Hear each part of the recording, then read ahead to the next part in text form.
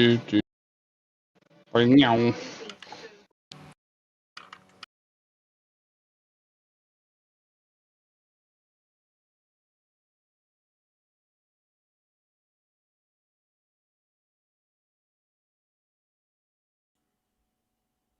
Testing, 1, 2.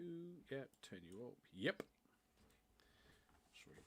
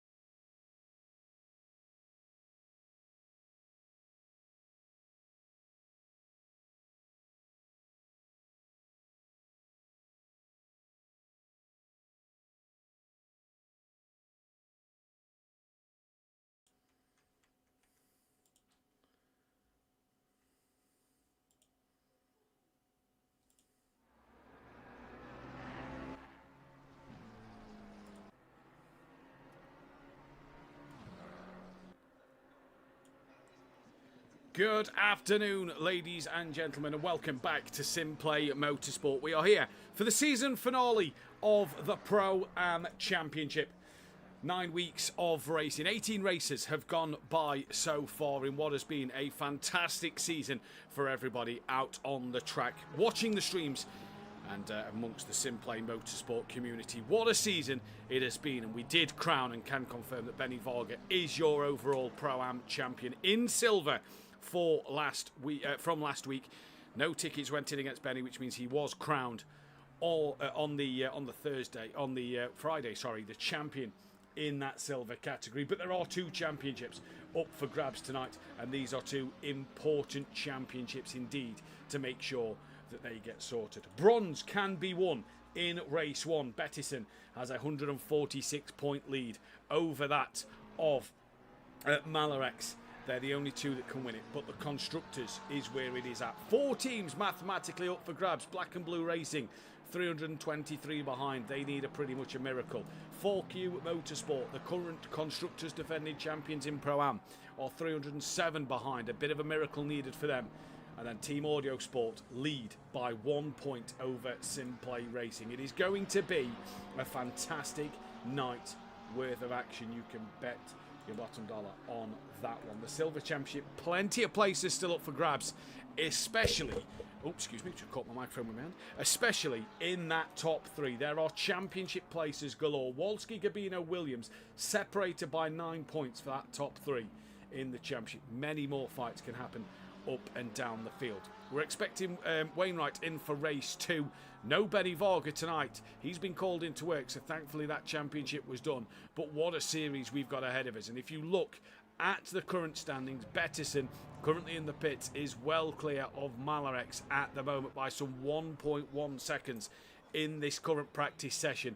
And if you look at that Constructors' Championship, Andrew Taylor down in 19th, but is only 6 tenths off the back of Gary Leach up in 13th. And then you've got Steve Millington running 3rd, just off the back of Sam Williams in P number 1. So it's all to play for in the teams and the drivers' and the Bronze Drivers' Championships this afternoon. I will be joined very shortly by Matt Wright. Hopefully she's got a few bits he's sorting out, and then he's going to join me in the commentary box because Langley is away for the Christmas holidays. He'll be racing tomorrow night, I do believe, out on the pro grid, so it'll be great to see Langley take to the track for one final time. But we do miss Langley, and if he is watching the stream, Langley, I hope you're having a good time. And yeah, we'll hopefully hear you tomorrow night on the gold podium, if not next season. But what a series it has been in Pro. The Donington decider is here, though, for the time being. This is going to be an interesting race tonight. Two races coming your way. The 15-minute sprint, where it is a mandatory 25-second pit stop, and then the feature race of 1 hour long with the same mandatory 25-second pit stop.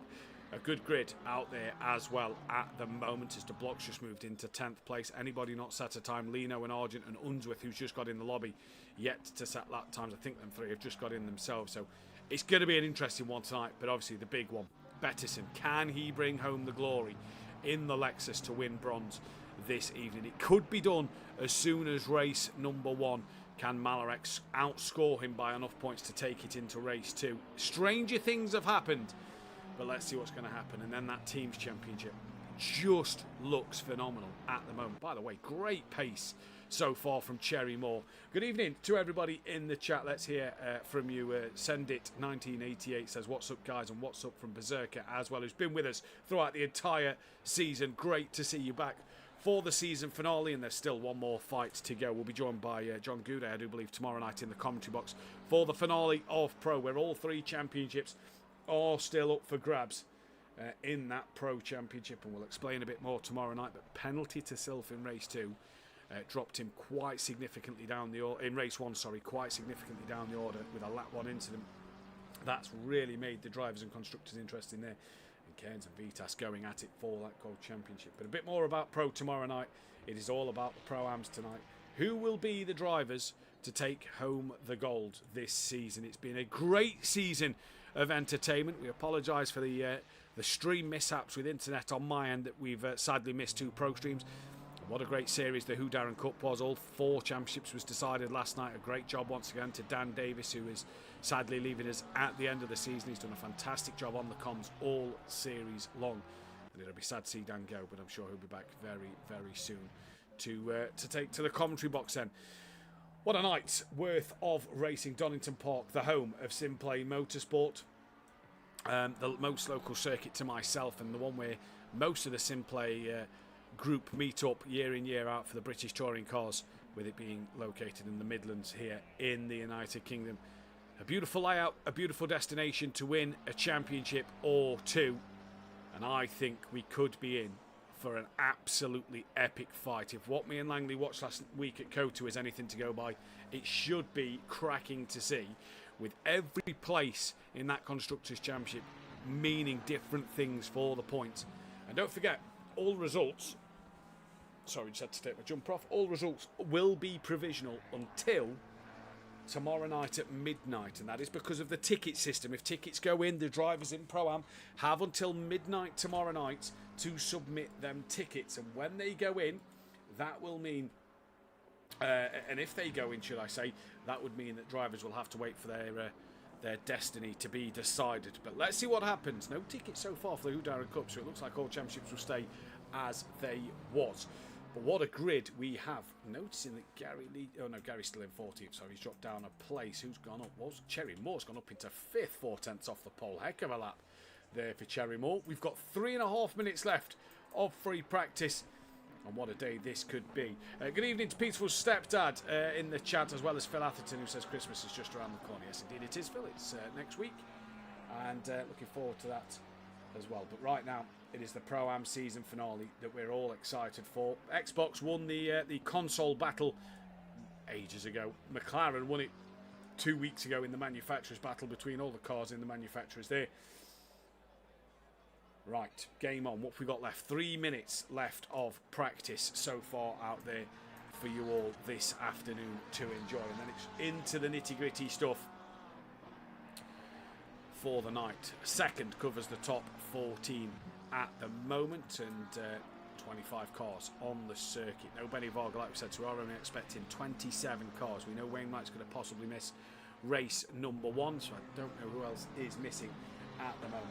But a thoroughly enjoyable season it has been so far. It's been really, really good to be a part of again, and to bring you all the action of this season. It's been some cracking racing all season long. It really has been an enjoyable season, to say the least. There's been some great battles throughout the entirety of this Pro-Am Championship so far. It's really been one of the best Pro-Am seasons that I can remember to date. As well as, let me not forget this, I said this off air, and I may as well mention this on here. Bettison, so Benny Varga, brand new champion at SimPlay Motorsport, last time out. Bettison could be a brand new champion at SimPlay Motorsport as well. The Teams Championship, Steve Millington has never won a championship at SimPlay, so he would be a new champion, as would Sam Williams in the audio sport car. Gary Leach, as we know, two-time pro champion and a multiple constructors winner with his brother, with myself, many moons ago. He's been a multiple constructors winner also. So Gary also wants to keep our eyes on for that. And Andrew Taylor won his Drivers' Championship in Pro-Am and the Constructors that same season, back on Season 2 of Project Car. This is Season 9 of Assetto Corsa. We did 8 seasons of Project Cars 2. And Andrew Taylor will be looking for that elusive third title to his name. Good evening to Jimenez in the chat. Looking like a good night of racing. Getting next year's cars and bikes ready for battle, because he does a bit of bike sim racing as well. Well, great to see as Stothard has moved up into third place. We have got our 26th driver in, so I'm not sure who that is. So we are just missing Wainwright from this first grid at the moment. But I'm looking forward to this. I think this is going to be a real cracking fight here at the very end. Like I say, Matt Wright should be joining us in the commentary booth in a few moments' time. He's just away at the moment, just getting something sorted at home with the kids. I think he's getting them to bed, and then he'll be able to join us in the commentary box for the final comms of the season. And what a season this has been. What a championship this has been here in the Pro-Am. It's been thoroughly enjoyable. I hope you've enjoyed it as much as we have here in the commentary booth as well. 17 seconds out left of free practice, and this is going to be the interesting first sprint race that we are all really looking forward to. Stothard in the chat who says good luck, folks. Good luck to yourself. What an incredible season Stothard has. Could he have been the one to challenge Benny Varga if he'd have been here from the start of the season? That would have been the big question for him and Wainwright, and they'll be back for a season next time out to get going again. But the timer has ticked by. We are just waiting for this of De Block, and I believe it is Andrew Taylor, the last car, who is on a current lap, and Taylor has improved to within 4/10 of Gary, so just proving that the SimPlay Audio Sport Constructors fight is getting even closer out there. What a night this could be of racing and drama. Hope you're all well in the chat, and hope you're all looking forward to this one. We'll get the poll up in just a few moments' time for who you think is going to win race number 1. And yeah, incredible night's worth of action still to come. We had the Who Darren Cup last night, in which was some incredible racing there. We've still got Pro to come tomorrow night. Let's see what this could bring for us here. Andrew Taylor's going to come round into the pits, and the block is done, so we get ready on to the grid then for the first race of the afternoon, of the evening. And there is no Neil Broom. Where is Neil Broom? Why is he not at the front of the grid? For some reason, Neil Broom is down at the back of the grid. Not sure why Broom is down there. So it will be Kieran Argent on pole position. It was meant to be Broom on pole position, so I'm not quite sure why that has put Broom at the back. And I will just double check the sim grid to make sure I have inputted it right. Yeah, Broom default grid position first, so everything okay there. So not sure why Broom is at the back of the pack, but this could be a real good night of racing. This could be such an interesting one. Poll out in the chat, Kieran Argent, Peckman, Greaves, or if you think other, please comment the other driver that you think could be the person to win this race, because this could be such an interesting one to keep our eyes on as we move forward into season 10 and into the brand new year, in which we're going to get calendars out very soon. We're going to get the official stuff out as soon as we possibly can. But we'll run through the grid order for you then for race 1 this evening. It is Kieran Argent on pole from Peckman. Greaves is third from Paul Williams. Tyler De Block P5 from that of Unsworth. Then it's Michael Johnson from Jamie Lee. Brian Craig from Andrew Taylor. Hunt from Stothard. Gary Leach alongside Steve Millington, his teammate, with Sam Williams just behind them. Gabino from Wolski with Lino rounding out the Silvers. Jerry Moore is then ahead of Phil Atherton, who's taken to the pits. Rob Smith from Privet. Tucker, Malarex, Beto, and Broom has also started from the pit lane. So it'll be Kieran Argent to take us away on the pole in this race. And yeah, get your votes in on that poll. Who you think will take the race win? I'm going to go the way of, I fancy Sam Greaves in this one. I think Greaves, been a quick driver, possibly going to be happy to see the last of this Porsche. I think we could see Greaves in a new car next year and back challenging at the front. But at the moment, yeah, I do think that Greaves could be the man to watch in this race.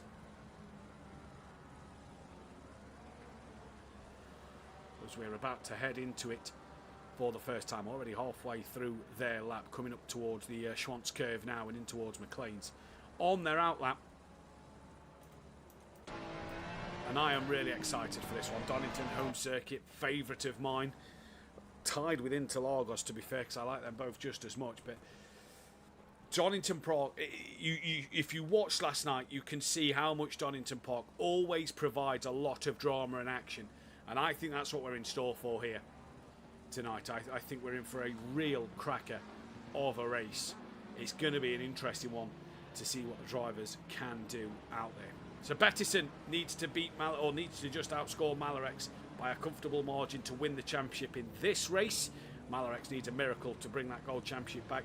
And then Black and Blue Racing and 4Q Motorsport need a miracle in that constructors. But what will happen between SimPlay and Audio Sport? They are the two we're keeping our eyes on, separated by less than a point. And that is how tight that constructors championship has been. Audio Sport had a great big margin that the SimPlay drivers have closed down. And we are looking forward to getting this one underway for the first time this evening. As they come towards the Melbourne hairpin, who will be the team to take the gold? Who will be the drivers to take the gold here at Donington Park? Jimenez in the chat, Interlagos, absolutely hate it. God, you get such a good rhythm around Interlagos. Beautiful circuit. Plus the weather always plays its part in which, let me tell you, you're not going to want to miss tomorrow night's stream because the weather could play its part there as well. Kieran on the front row of the grid alongside Peckman. Who is going to do what as they come through Goddard's for the final, for the first of the formation laps.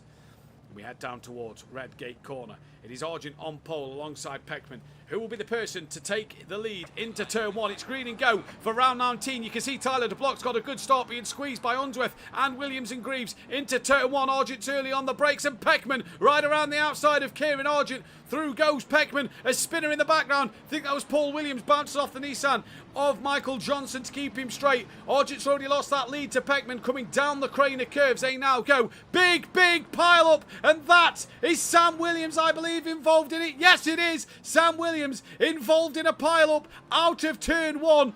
Somebody's just returned to the pits there. That was Brian Craig, and already for the Audio Sport drivers, it's gone wrong. And as we go back to Peckman, he's off and into Paul Williams. That gives Argent, no, it's not Argent, it's that of Sam Greaves, who leads the race now. Here coming through Coppice, down onto the SimPlay straight they go for the first time.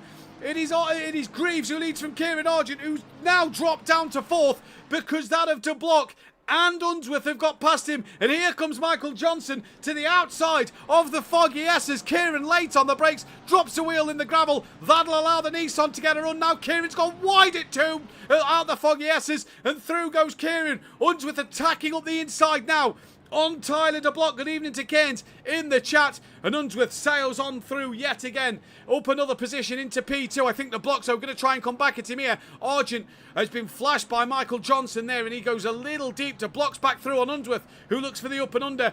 Johnson in the background, he spun Argent around, and Argent's just collected Jamie Lee. Millington and Gary trying to avoid everything. Chaos absolutely everywhere, and a battle here. Lino in, and Rob Smith into the pits to Block. Still managing to fend off Unsworth. Johnson up into fourth. Jamie Lee fifth from Steve Millington, who's just been overtaken by Cherry Moore. Gary a little sideways, tap the back of Gabino there. And that has put Gary just out of shape, coming down the crane of curves. And Steve Millington now putting the pressure on. Here comes Gary Leach looking up the inside into the old hairpin. Oh, that's a great move. He put Gabino forced out wide a little bit, but Rubin is racing. That is a fantastic move from Gary Leach. Ever the opportunistic driver who gets up the inside. He knows what he's got to do, and he loves Donington Park. Steve Millington's in the gravel, and the constructor's top changes and turns once again, and Steve is off. Into the gravel trap he goes, and he's tumbled down behind the Lexus of Bettison, so he's behind Taylor. But Williams in the pits with that big bit of damage, could be in there for a while. What a dramatic start to this race. So Greaves leads from to block from Unsworth. Michael Johnson from Jamie Lee, then Cherry Moore. Gary Leach is 7th from Kieran Argent, who's got Privet all over the back of him. Down in towards the Melbourne hairpin. Kieran has outbraked himself a country mile. Privet, Cabino, Hunt, Malarex, and maybe even Taylor, who's outbraked himself. No, just Malarex, but Taylor outbrakes himself. Now is side by side with Bettison. Coming back up the hill, there you go. Nothing can be done there.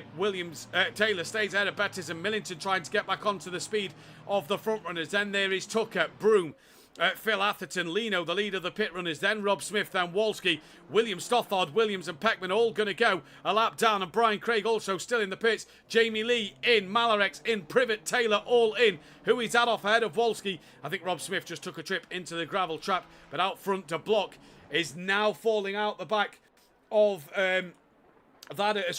Unsworth is falling off the back of De Block. And this is putting Johnson onto the back of Unsworth here then. So let's see what will happen as they come through Coppice onto the SimPlay straight. Hunter's had a moment. So Hunter's gone off. That is Phil Atherton, who's about to get past him as well. So Hunter's dropped down behind Tucker. So that gives Millington an extra place in this race at the moment. And where is Williams? He's out the pits now, but he's just coming down the crane of curves already. A lap down on the cars ahead of him. Stothard, Peckman and Brian Craig still all in the pit lane. And at the moment, Johnson looking really racy on the back of Unsworth. He's also gained onto the back of De Block. Johnson with the fastest lap. Little twitch under the braking there. And Michael Johnson now doing what he needs to do, as Cherry Moore looks like he's going to bail into the pit lane. Gary Leach is going to stay out in the background. That is Stothard coming out the pits as Johnson looks to make a move into Redgate Corner. Can't do anything this time around. To block on the grass just a little bit. I said this is Greaves' race to win.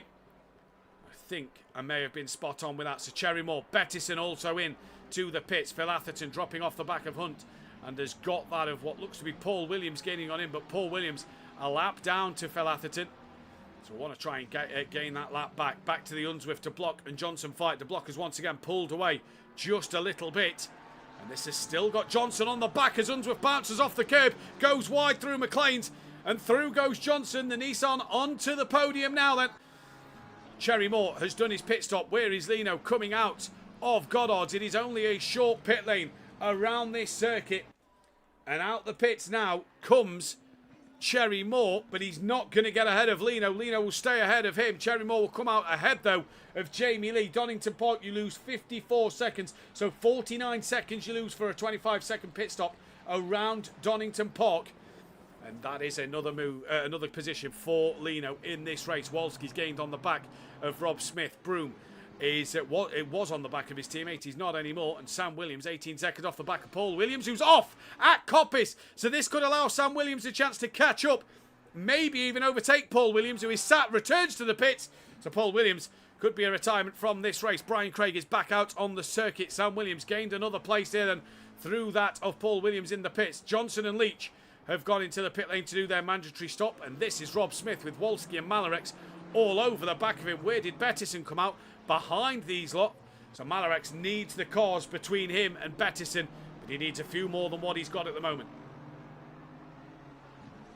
Coming down the SimPlay straight, Wolski getting a bit closer, still with damage to the front of that car. Taylor lurking in the background, who is on the lead lap of this race, so it's going to be interesting to see where Gary comes out in relation to that of Andrew Taylor. Jamie Lee on the back of Cherry Moore. Cherry Moore, your net bronze leader at the moment. Rob Smith still on the podium, but he's been overtaken by Wolski. Sam Williams with the fastest lap. And now Malarex will want to try and get past that. Oh, in fact, no, Bettson's ahead of this lot, so apologies. I thought Bettson was behind, but Bettson is ahead of this traffic in front. And Gary Leach there out the pit lane. Where was Andrew Taylor coming down the start line? So Gary Leach out the pits. Michael Johnson just a bit further up the road. Who's that Gary Leach was behind? I think that is Jamie Lee and Cherry Moore. Indeed it is. Jamie Lee with damage to the front of his car. So Gary then just behind Jamie Lee. 13th place at the moment, but the top 8 yet to pit in this race. And how already this championship is going to turn. Greaves into the pits from the lead of this race. And Unsworth and De Block both stay out. 7.5 minutes left. We're halfway through the first race of the evening. Millington is 5th. Then it's Tucker. Then Hunt. Then Atherton. Left to pit. And Michael Johnson, your net pit leader. Greaves hasn't gone green yet. Johnson's just coming into the foggy S's now. Where will this bring Johnson out in this race? Because at the moment was 3rd when he pitted. Hunt also into the pits. The 4Q Motorsport guys both in together.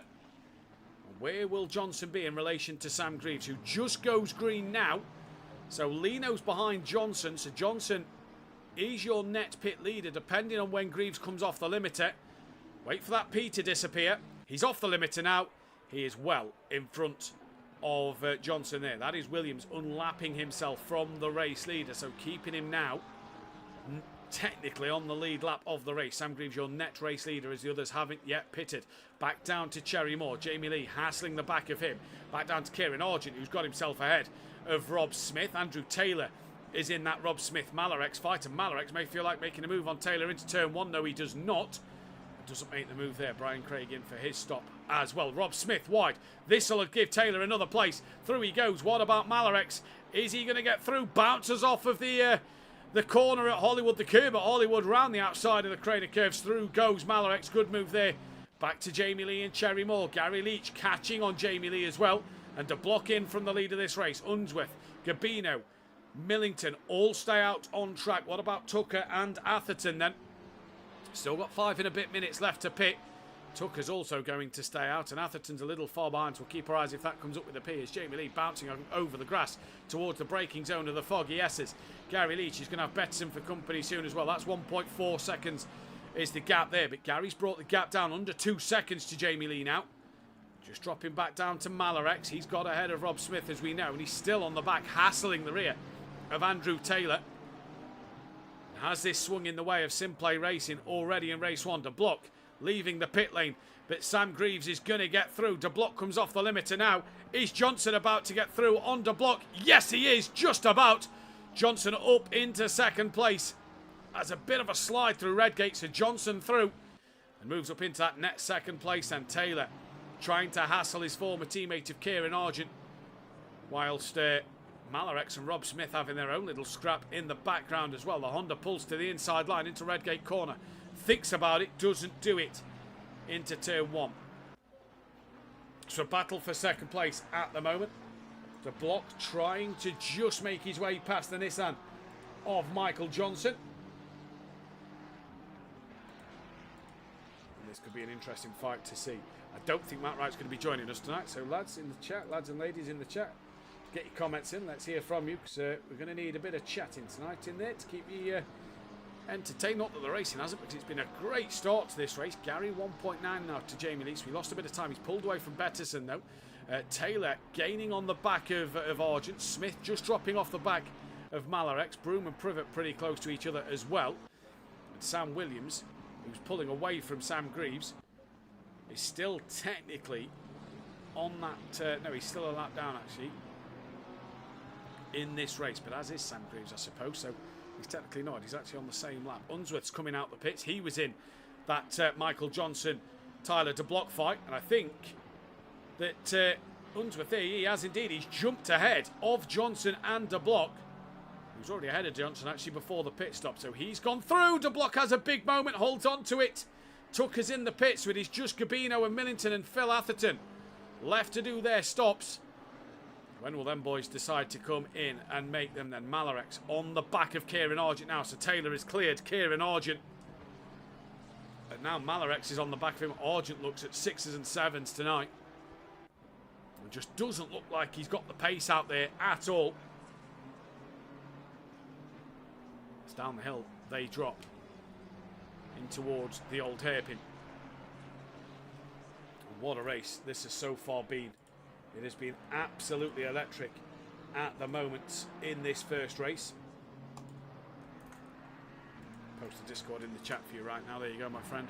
There's Malarek still looking on the back of Kieran Argent. In towards Coppice Corner, coming onto the SimPlay straight. Argent is just twitching everywhere as Malarek took a little bit too much curb from what he'd have wanted to. Johnson on the back of Unsworth now. Steve Millington stays out for another lap in this race. And Gabino now is into the pits.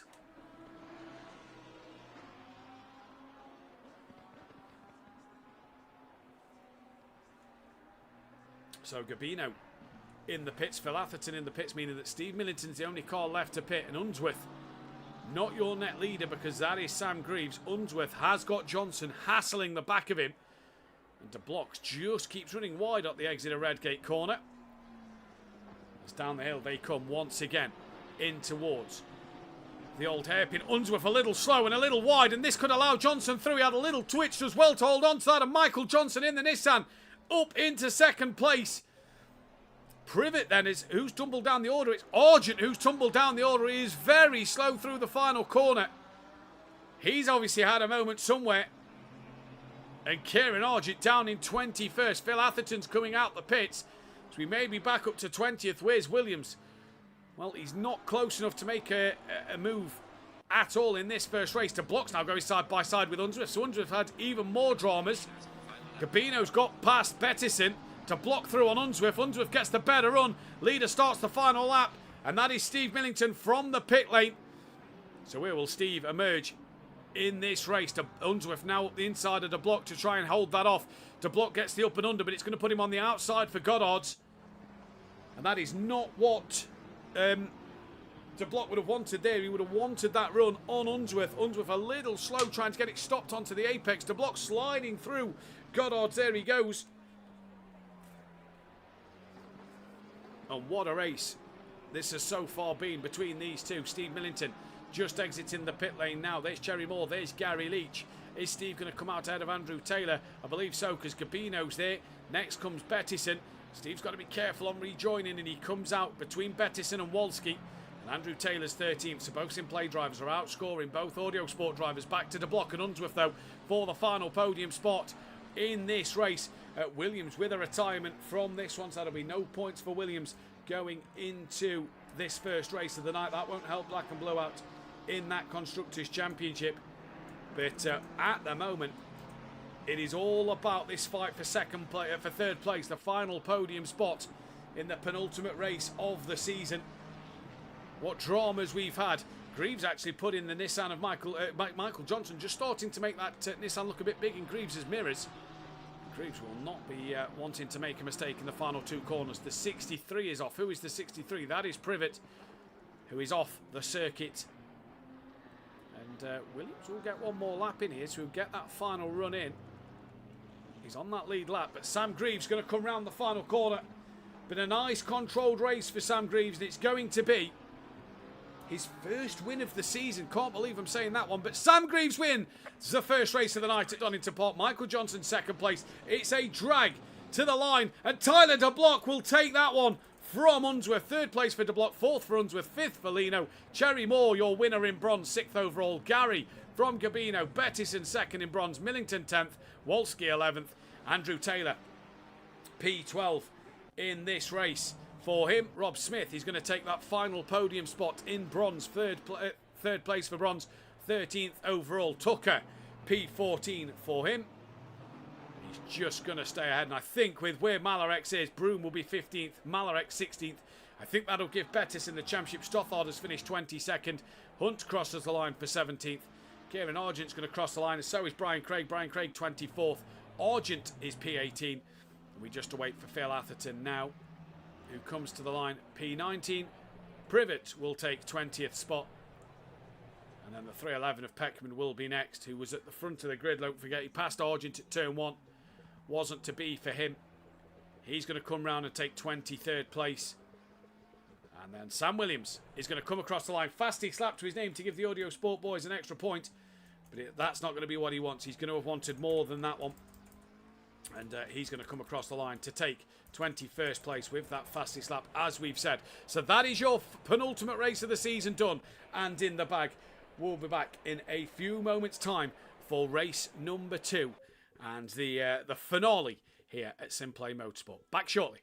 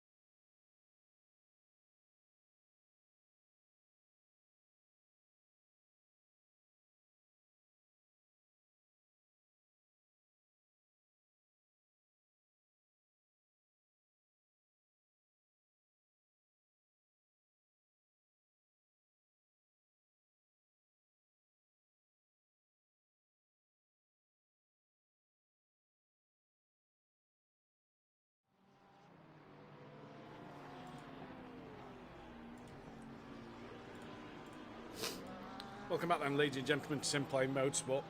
Just got to the end of the outlap so I could finish my dinner in time for this race. Stothard is your man who's leading the pack away in qualifying. I can confirm Richard Bettison is your provisional bronze champion this season. Obviously, all results provisional until the stewarding has been dealt with, provided any tickets going against Bettison. So we'll see what, happens there. But he is your provisional champion. And the team's championship, it is down to SimPlay Racing Audio Sport, but after the disaster for Williams in that first race, SimPlay Racing lead by 39 points going into this one. So your standings are Benny Varga, champion of silver. He's 109 points clear of Lino. Gabino now moves up to third with Wolski fourth. Williams is fifth with Millington in sixth. Leach seventh, Stothard eighth, Wainwright ninth from Taylor 10th. Hunt 11th from Dronelander, Johnson, Unswift, De Block, Greaves, Brian Craig, Jamie Lee, Paul Williams, Peckman, Argent, Broom, Oldsim, Nuke Waste, and Alistair Cummins.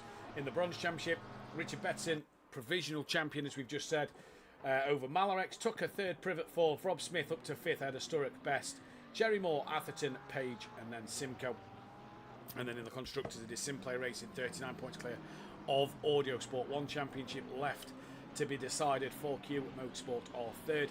80 points clear of Black and Blue Racing, Sodor Racing P5, Team Merlot P6, Greasy Bandit 7th from Team Aspire, Quantum Motorsport, Real Time Racing, SC Racing, Balkan Sim Hub, Billy No makes Bearded Racing and Pages Racing Team. Stothard setting the timing screens alight at the moment, only half a tenth quicker than Williams thus far. Let's find the 777 of Malarex and see what he can do coming through the final corners, the final stretch now. Goes up to sixth place at the moment. Let's go to the 68 of Hunt, who's coming through the final corner, and let's see where Hunt will go in this qualifying. Only P9, the 186 I believe, or the 180 is, yeah, the 186 is Cherry Moore, who is currently coming round and goes up, and in fact doesn't set a lap time, so an invalid time there. What about Gary Leach? What can he do? He moves up into P5.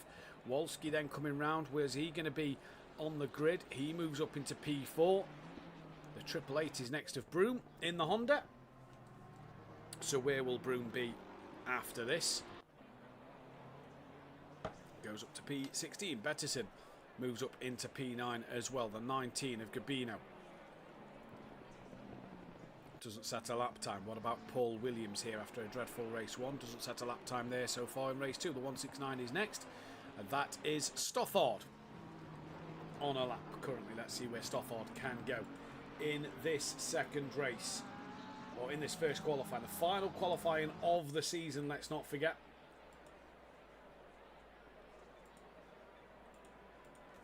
He stays pole, but Williams has gained on him a little bit in this qualifying session. The 63 is next to the line. And we're probably going to have missed the 63. We're probably going to miss the 59. Let's find the 777 again of Malarex.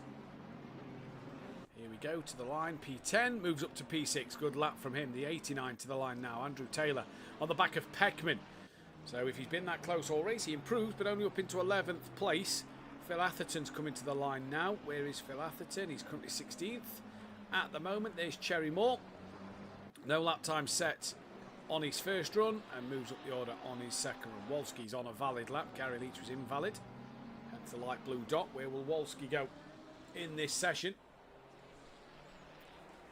Stays P4 at the moment. The 75 of Richard Bettison in that Lexus. Millington, yellow flag. He's pulled over. 22's had a yellow flag. Bettison moves up. P4, 2/10 off the pole for Bettison there. What a lap. As we now get ready for Stothard to come round once again.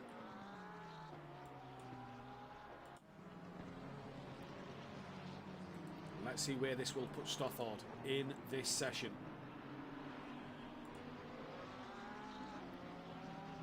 Round to final corner. And comes to the line. No improvement there. That is Sam Williams just behind him. Is Williams on an improved lap? He is. Tops the timing screens by 0.3 of a second. Rob Smith moves into 12th. That is Privet in the background before the 473 of Jamie Lee is going to come to the line. Privet moves up into 14th ahead of Taylor. Jamie Lee stays where he is. Malarex stays where he is. And then the next car is the 89 of that of Andrew Taylor. Towards the line he comes, 15th at the moment. No improvement for Taylor, the 186 of Cherry Moore. So at the moment, oh, Cherry Moore just caught out by Unsworth, running deep there. That's going to compromise Unsworth's next run as well. Cherry Moore goes 13th. Here comes Gary Leach to the line. Can Gary Leach improve on his time? No, he cannot. What about Wolski? Was P4, now down in 7th. Stays 7th, but improves on his lap time at the moment. We'll go to the 19 in just a second. And that is Gabino. Bettison! Bettison's gone to the top of the timing towers. The bronze provisional champion is net pole position at the moment. As Jamie Lee moves up in... Sorry, Sam Greaves moves up into 6th. Paul Williams is 9th now. What a lap from Richard Bettison. Stothard has got to find 0.4 of a second here.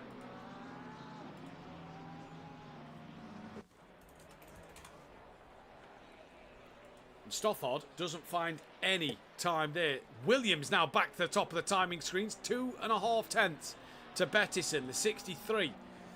Next around, who is that one? That is Privet, stays 16th. Next car on a valid lap, Andrew Taylor. So let's see what Andrew Taylor can do. Good evening to Langley.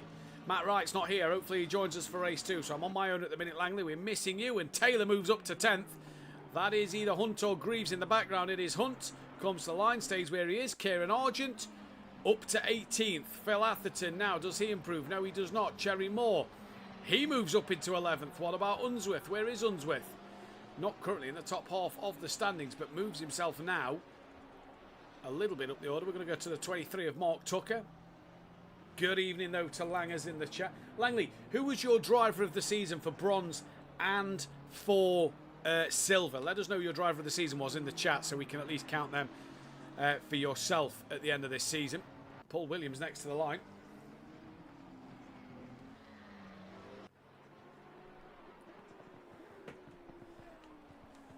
And stays in P10. The 169 next, that is Stothard.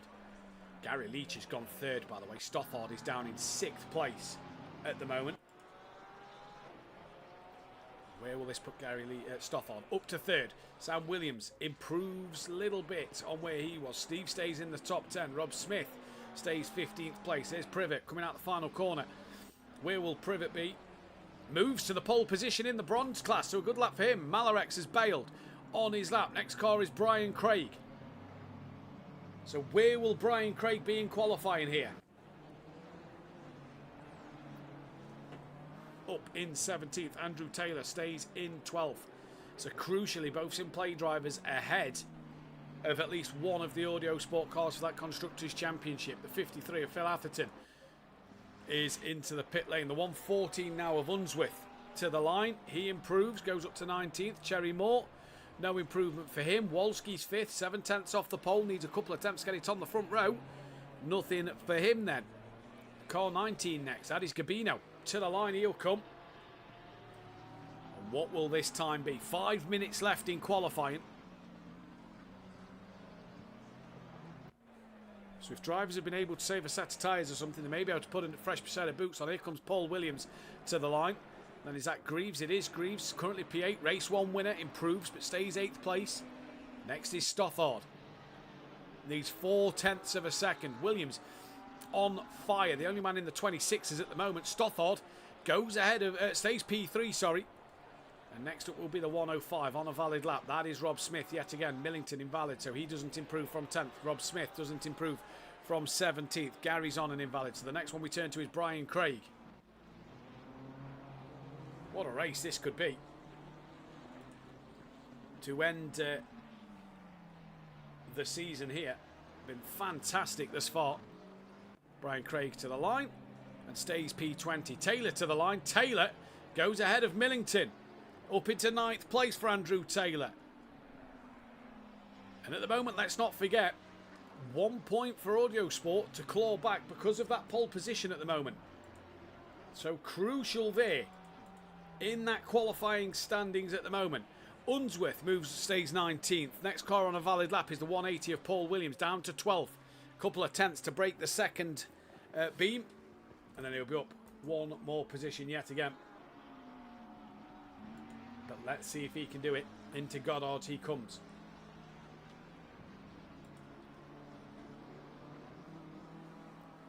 Here comes Paul Williams to the line.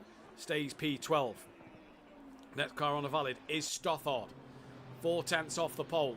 Bettison there just going off, giving him a bit of space. Bettison currently second. And on the front row of the grid, can Stothard change that? No, he cannot. The next car on a valid lap is car 3 of Brian Craig. Keep our eyes on if anything changes up the top part of the grid. Because sometimes the light blue dot doesn't mean they're invalid. It just means they've not set a fast lap out the pitch yet. So Brian Craig now, what can he do? Currently sat with 2 minutes and 42 seconds left in qualifying. Here comes Brian Craig up to 16th, so a good lap that from him. Sam Greaves is in the pits. That one is Hunt towards the line. Stays P13. Jamie Lee's up in 8th. Can he improve ahead of Andrew Taylor? No, he cannot. Kieran Argent struggling down in 22nd. Hasn't looked great tonight. Goes out of Unsworth. Unsworth to the line. Doesn't go back out of Kieran Argent. Cherry Moore, second in bronze. Needs a couple of hundredths to take the pole back. No improvement there. We then turn to the 180 of Paul Williams once again. Can Paul Williams get anything out of this qualifying lap at the moment?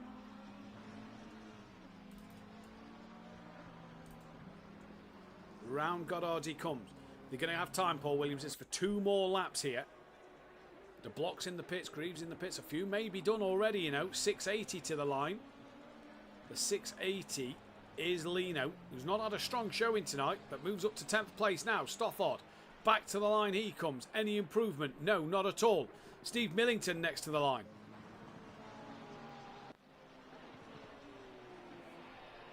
I'm not sure who user IG4 is, but evening, buddy. Hope you're well.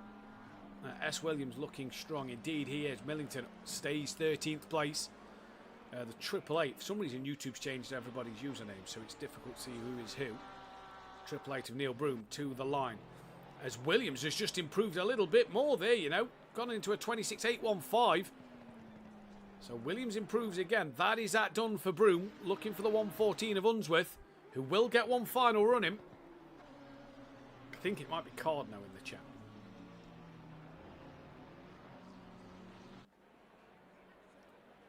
And Unsworth up to 17th. Cherry Moore for the bronze pole. Goes pole in bronze. No, he doesn't actually, because Betson's second. Forgot about Betson. He's so high up. It is Codner. Thought so. Gabino, 13th. Can Gabino move up that order just a little bit more? Steve's down in 14th place, so could do with a good final run. And may actually get one more in after this. Gabino stays 13th. Williams is about to start another lap. Wainwright is in. So Wainwright will get one run in qualifying. So great to see. The 169. Who is that? That is Stothard. That is Tucker coming into the pit. So Tucker's done for qualifying. Here comes Stothard. Stays 3rd. What about De Block, who's now up into 4th? Stays 4th. What about Millington? Moves up to 6th. So puts the two SimPlay cards out of one of the Audio Sport cards again. Bettison, I think he's done. Crucially there as well, Steve gets another lap. Bettison is done. Next car is the 94. Your pole sitter currently of Sam Williams. Will want to keep that pole position. Comes to the line, doesn't improve. Gary Leach, currently 5th. Can he find an improvement? No, he cannot. Brian Craig stays where he is. What about Taylor? Can he split the SimPlay drivers? Can he get in front of both of them? No, he cannot. The 186 is next. That is Cherry Moore, who needs 0.6 of a second to get the bronze pole position here.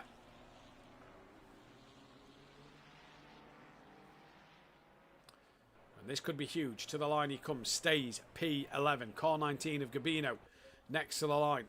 Down in 14th. He'll be gutted and kicking himself about that qualifying. Round Goddard he comes. Can he take that pole position? No. Bales to the pit lane. Who is left on a lap? The 62 is on a lap, which is Wainwright, who goes 6th place. So Wainwright moves up to 6th. He splits the SimPlay boys. The 169 is next. That is Stothard, who stays P3. And Tyler De Block, I think he's on an invalid lap, and he stays P4. So that then is your qualifying done. I'm going to have to quickly input these stats now for qualifying. and get them all in. So Rob Smith down in 21st at the moment for qualifying. Wolski 8th, little off where he wants to be. Benny Varga's not here. Sam Williams pole position, crucially an extra point as well for the Audio Sport team. Bettison 2nd place. Not only is that the pole position in bronze, but 2nd overall. That is a heck of a qualifying time there from the Lexus driver of Richard Bettison. Absolutely stonking lap time. Really, really good.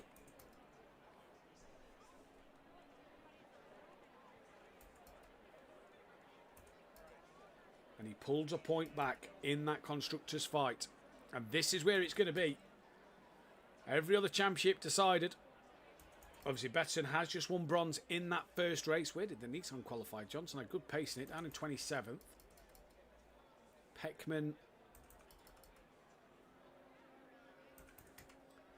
So who will be where come the end of this hour race? Remember, mandatory pit stop of a 25-second stationary time that you've got to do.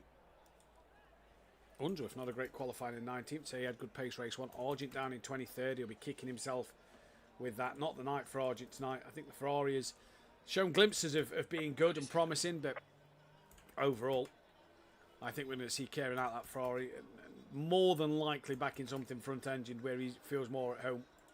20 seconds. That would be my guess for next season. 17 seconds until we get underway in this one, so I might even have time actually to do the podiums from race 1 on the stats pages. 10 seconds. I've not got them done yet. Sturrock not here either. Jamie Lee was 10th, good qualifying for him. Stothard 3rd.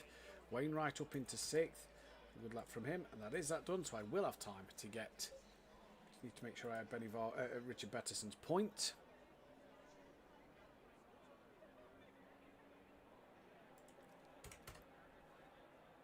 Which is huge there. Right, so in the first race, let's do the stats pages, make sure they're all up to date and correct for overall winners and everything else. Cherry Moore, your race winner in that first race in bronze. Can he go and replicate that and get his that's his first win of the season, by the way, for Cherry Moore, so a great drive for him. He's had a few podiums. Sorry, second win of the season. Sorry, apologies. Second win of the season for Cherry Moore. He's had a few podiums this season. 4 to be precise. Bettison, he got the podium in race 1 as well as that pole position. 8 poles for Bettison this season. 15 podiums. Can he convert that once more? And Rob Smith as well. Another podium to his name. That is his 4th podium in the Pro-Am this season. So constructors wise, it's down to 38 points between Audio Sport and SimPlay. They are the only 2 teams left in contention here. So now what can they do? Now what can they do? For one final time, let's get a poll out there. A great lap from Sam. Really good lap from Sam.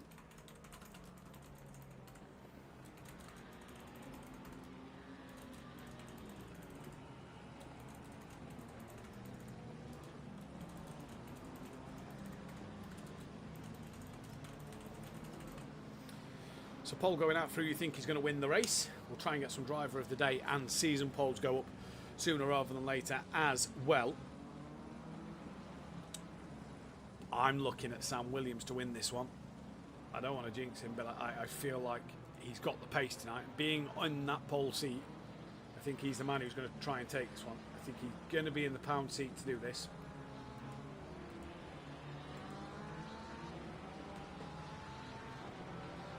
Right, for the final formation lap of the season. What a season it's been. 19 rounds have led us to this point, where 38 points separate the Constructors' Champions at the moment. There is 166 Constructors' points up for grabs. Well, 165 now. So anything can still happen in this race. And we are coming round the final corner for the final time on the formation lap, about to get ready to go racing at Donington Park one last time.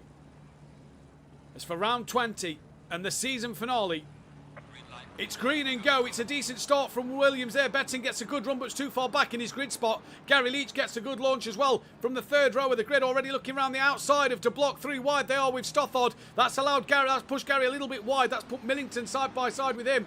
Already a good start for that of Sam Williams. De Block going side by side with Stothard through the Craner curve. Stothard very slow. Gary's going to now look to the outside line. Breaks earlier. Millington lost out to Williams. Yellow flag. In the background, that is Wolski, who is off at the Craner curves. So something's happened to Wolski, but out front, Williams leads from Bettison with De Block following in third. Gary Leach looking for the up and under at McLean's, like Matt Neal himself. Through he goes. What a move that is for Gary Leach. Up ahead of Stothard. Wainwright now looks to attack Stothard as well. Millington following in the background. Further back down the order, Cherry Moore coming under pressure from Paul Williams, as it's a pretty much a lot of a cleaner lap number 1 here. And who else was down the back? Oh, Andrew Taylor, the Audio Sport driver. He's got back ahead of Phil Atherton and now Mark Tucker and one of the Porsches of, I believe, Greaves. But Taylor tumbling down the standings there. That is not what he's going to have needed for this championship. The 311 of Peckman has also had a terrible start, as Taylor now gets a good run on Broome. Out of the foggy S's in towards the Melbourne hairpin. That is Malarex going side by side with Hunt in the other Porsche. Further forward, Taylor did get the move done. And it stays ahead there. Kevin Argent now looking to attack Malarex into the final hairpin. Gets it stopped on the brakes, tucked in nicely, and Kevin Argent makes the move on the Aston Martin driver there then. But out front already, it's Williams from Bettison, from De Block, from Gary Leach, Wainwright from Stothard, then it's Steve Millington from Lino, who's got the current fastest lap, Cherry Moore from Paul Williams, Gabino side by side with Jamie Lee. Bit of contact there for the two of them, but nothing happens. They stay as they are, coming down the Craners once again. After Gabino, it's Lee, Craig, Unsworth, Privet, Hunt, Argent. There's Hunt actually looking on the back of Privet into the old hairpin there. Then it is Smith, who's coming under pressure from Malarex, and Johnson, Taylor, Broome, Greaves, Wolski, Tucker, Peckman, Atherton at the back of the pack. And what a train of cars this is at the moment. Michael Johnson in the Nissan now just ahead of Andrew Taylor, looking to try and make a move on Malarex. Did Taylor run wide there? Because I'm sure... No, it was Argent who got past Malarex a moment ago. So Taylor trying to follow Argent through in this race. But out front, Bettison's keeping Williams honest here. Watch out for track limits, especially through that chicane. Can Leach do anything about De Block? The top 3 just starting to pull away from Leach at this moment in this race. But as it stands, it is not going to be enough for that Constructors' Championship, because Leach and Millington both scoring really well. Back down the order again. Unsworth having a look up the inside of... that is not Privet. That is Brian Craig, because Privet has fallen behind that of Hunt and possibly Argent, as Unsworth has got through, moved on. Argent's attacking the rear of Privet, but he's on the outside. Got to get it stopped. Goes a little deep to avoid the back of Privet. Gets it turned back in. That's Bettison! What has happened to Bettison in the Lexus? He was second place. He's now around at the final hairpin of Goddard's and rejoins right behind, or side by side with Hunt, into turn 1. And he's down to 15th place. Is Bettison from second. Cherry Moore is now your gold leader, and Williams has a 3-second lead over Gary Leach now. So what happened to De Block? He dropped to 6th, and he's dropping even more because he's off the circuit. So even more drama for De Block, and that could promote everybody. Where's Taylor? Has Taylor got through? Yes, he has, just about. Atherton into the pits, and Andrew Taylor then is through and up another couple of positions here in this race. So drama already in the start, the opening couple of laps here in Pro-Am. And I believe we're joined now by Mathew Wright in the commentary box. But at the moment, Wainwright putting Leach and Stothard putting Leach under pressure. Millington's going side by side with Lino. Down the SimPlay straight into the foggy S's. Lino on the outside. He's going to fight it strong to the inside of the next part. Great bit of racing between the two of them. Squeezing each other as much as they dare. Lino's going to get through. He's got the inside line now going into the Melbourne hairpin. And should keep hold of that place. Yes, he does. Just about. He's through now. And Williams is going to make that move on Gabino. Good evening, Matt Wright. Hello, Matthew.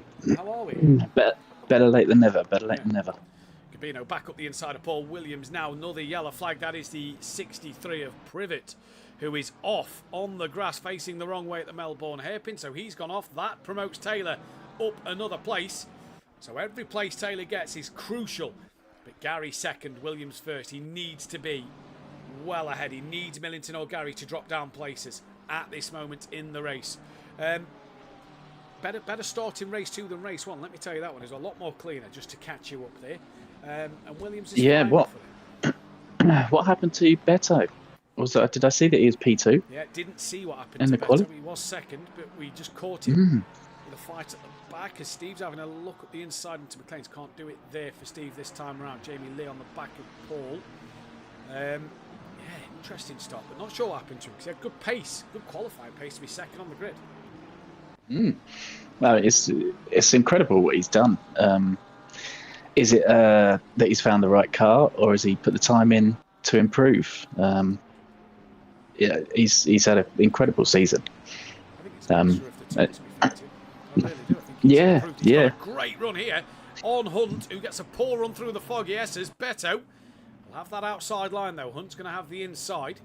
Kieran will be hoping for an incident here so that he can get up another 2 places. Hunt goes deep. Beto can't get back underneath him. And Argent now coming under pressure for Taylor. This is crucial for that Constructors' Championship, which is now 38 points.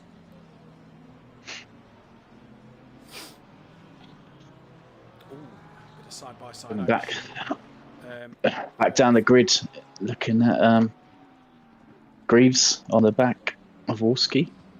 Yeah, Wolski had a big off-lap one. Don't know what happened to him. He was just off at the Craners. That's why Wolski's down there. Phil's done his stop. Only man to do so. Wolski's got up and under Broom there. Great move at turn 1. The rain stayed away tonight, Wrighty, because there was rumours that rain was going to be around for a lot of this week, and looks like it's going to hit tomorrow. It has. It looks like this time round, the Pro-Am has got the nice weather, and the pros may be suffering. Cherry Moore creating a bit of a train now with Gabino, Williams, Lee and Unsworth, and even Brian Craig on the back of him. So a bit of a train behind Cherry Moore. Wainwright fastest lap of the race. Gary's got Wainwright and Stothard behind him. Lino still got Steve Millington for company. Back down to Hunt, who's still got Bettison there. Taylor's just creeping onto Argent now, but he's bringing Malarex with him. Yeah, Malarex is following him along, isn't he? Could put Argent under, Taylor under a bit of pressure there.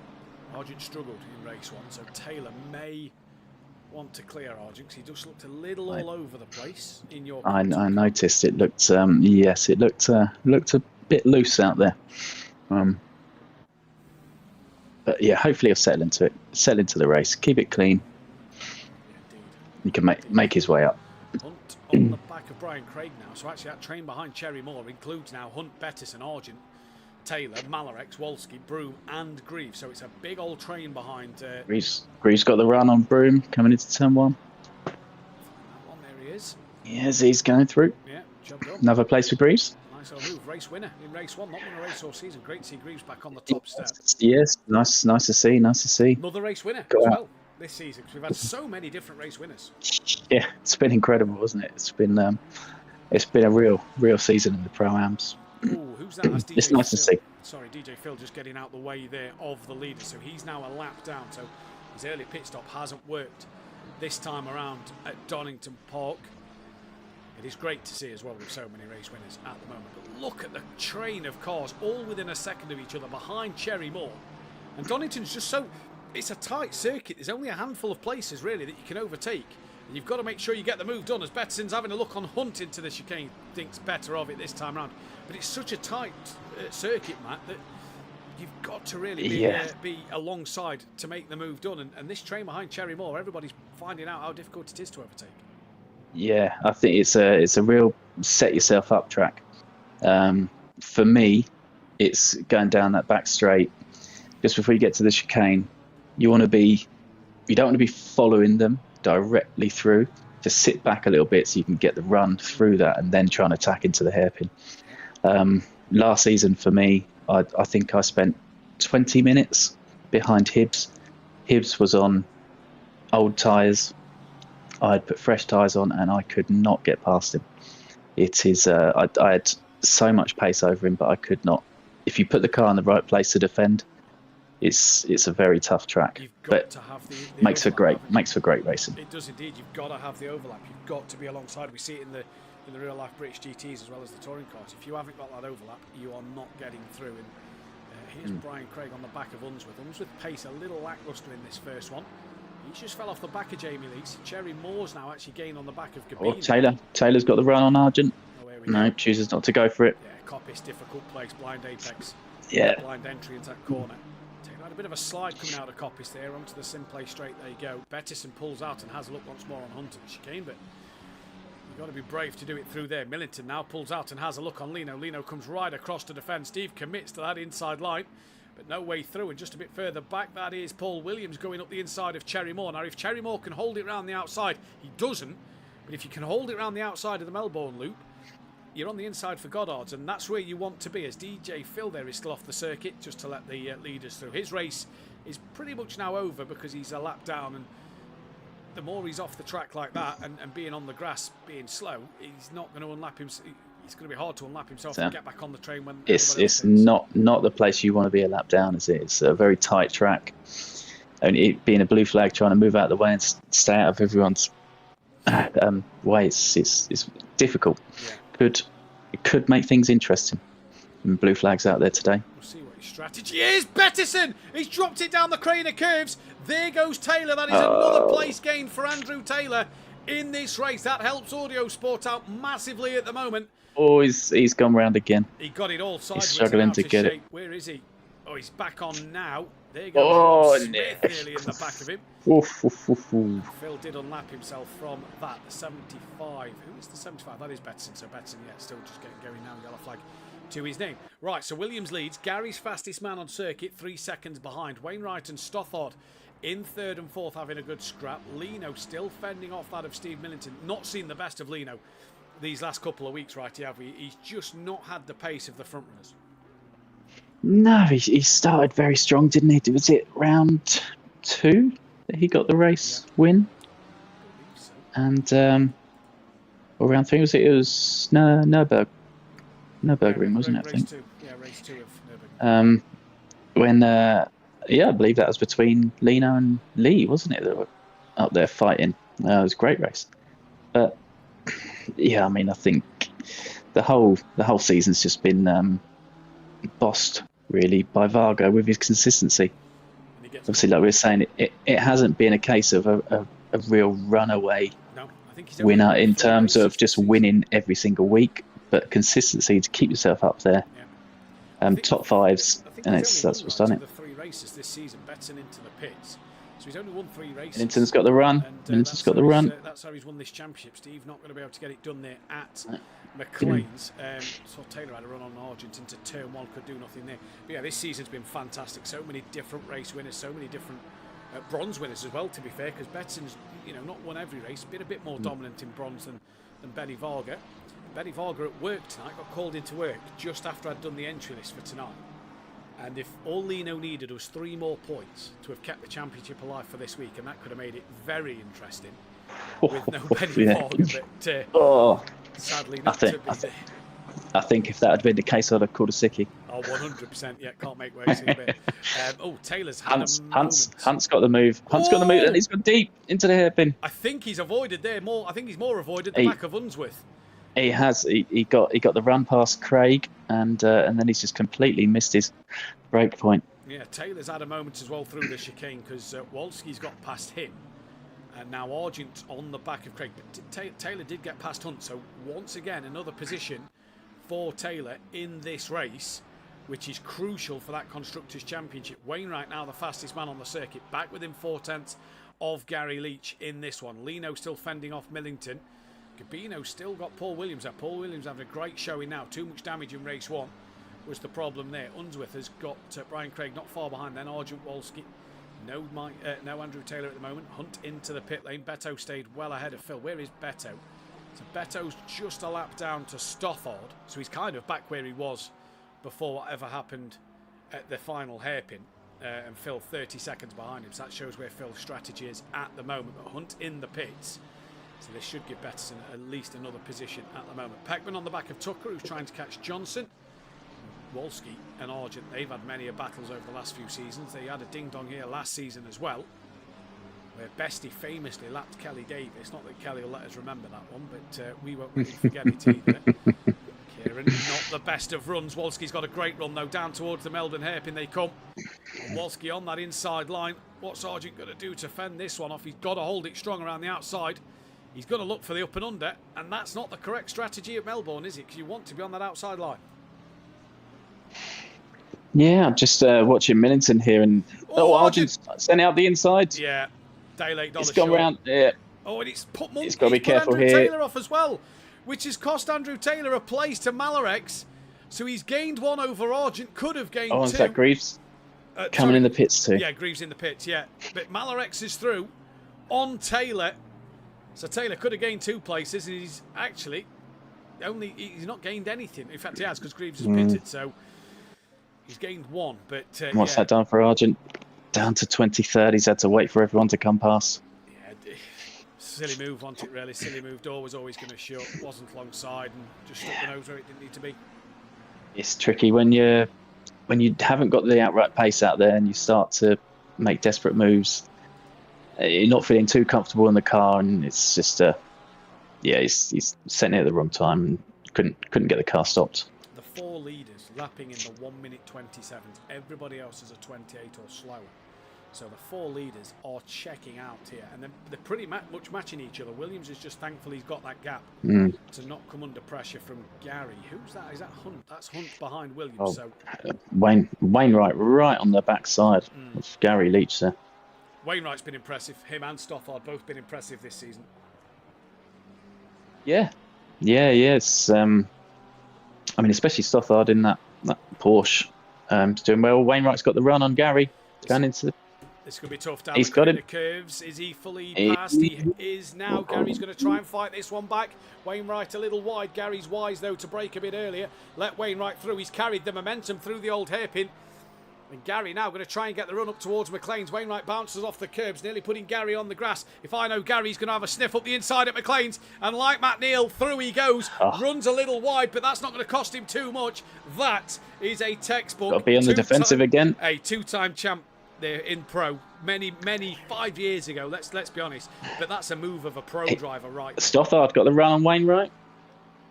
I don't think he's going to do that. Is he backing off? Yeah. He's backing off. The Porsche in a straight line slower than the Ferrari, isn't it? And you've got to be wise to get the move done through the chicane. And I think Stoffard Wainwright's got the run on him now. Oh, he has. Wainwright's going to come back. This is ebbing and flowing as a plane lands at East Midlands Airport. He's got it. He's got it. Park it on the apex. Oh, bit of a tap Job from done. Gary. And that is job done. Gary brings he brings exciting racing, Gary, doesn't he?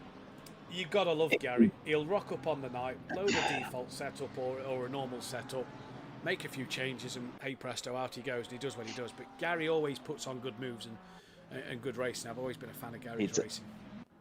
He does. It's this sort of track though. It's going to go one way or the other, isn't it? Yeah. You know, if you get it wrong, you're on the grass and you're spinning. There's no inch spare on the track for it to go wrong out there. I hope Rob Rams was watching tonight, because he famously said this year in August at Donington Park, him and Steve Millington was at Donington. He said, I've never ever in my life seen an overtake at the Crane of Curves. And last night you and him were side by side through it several times.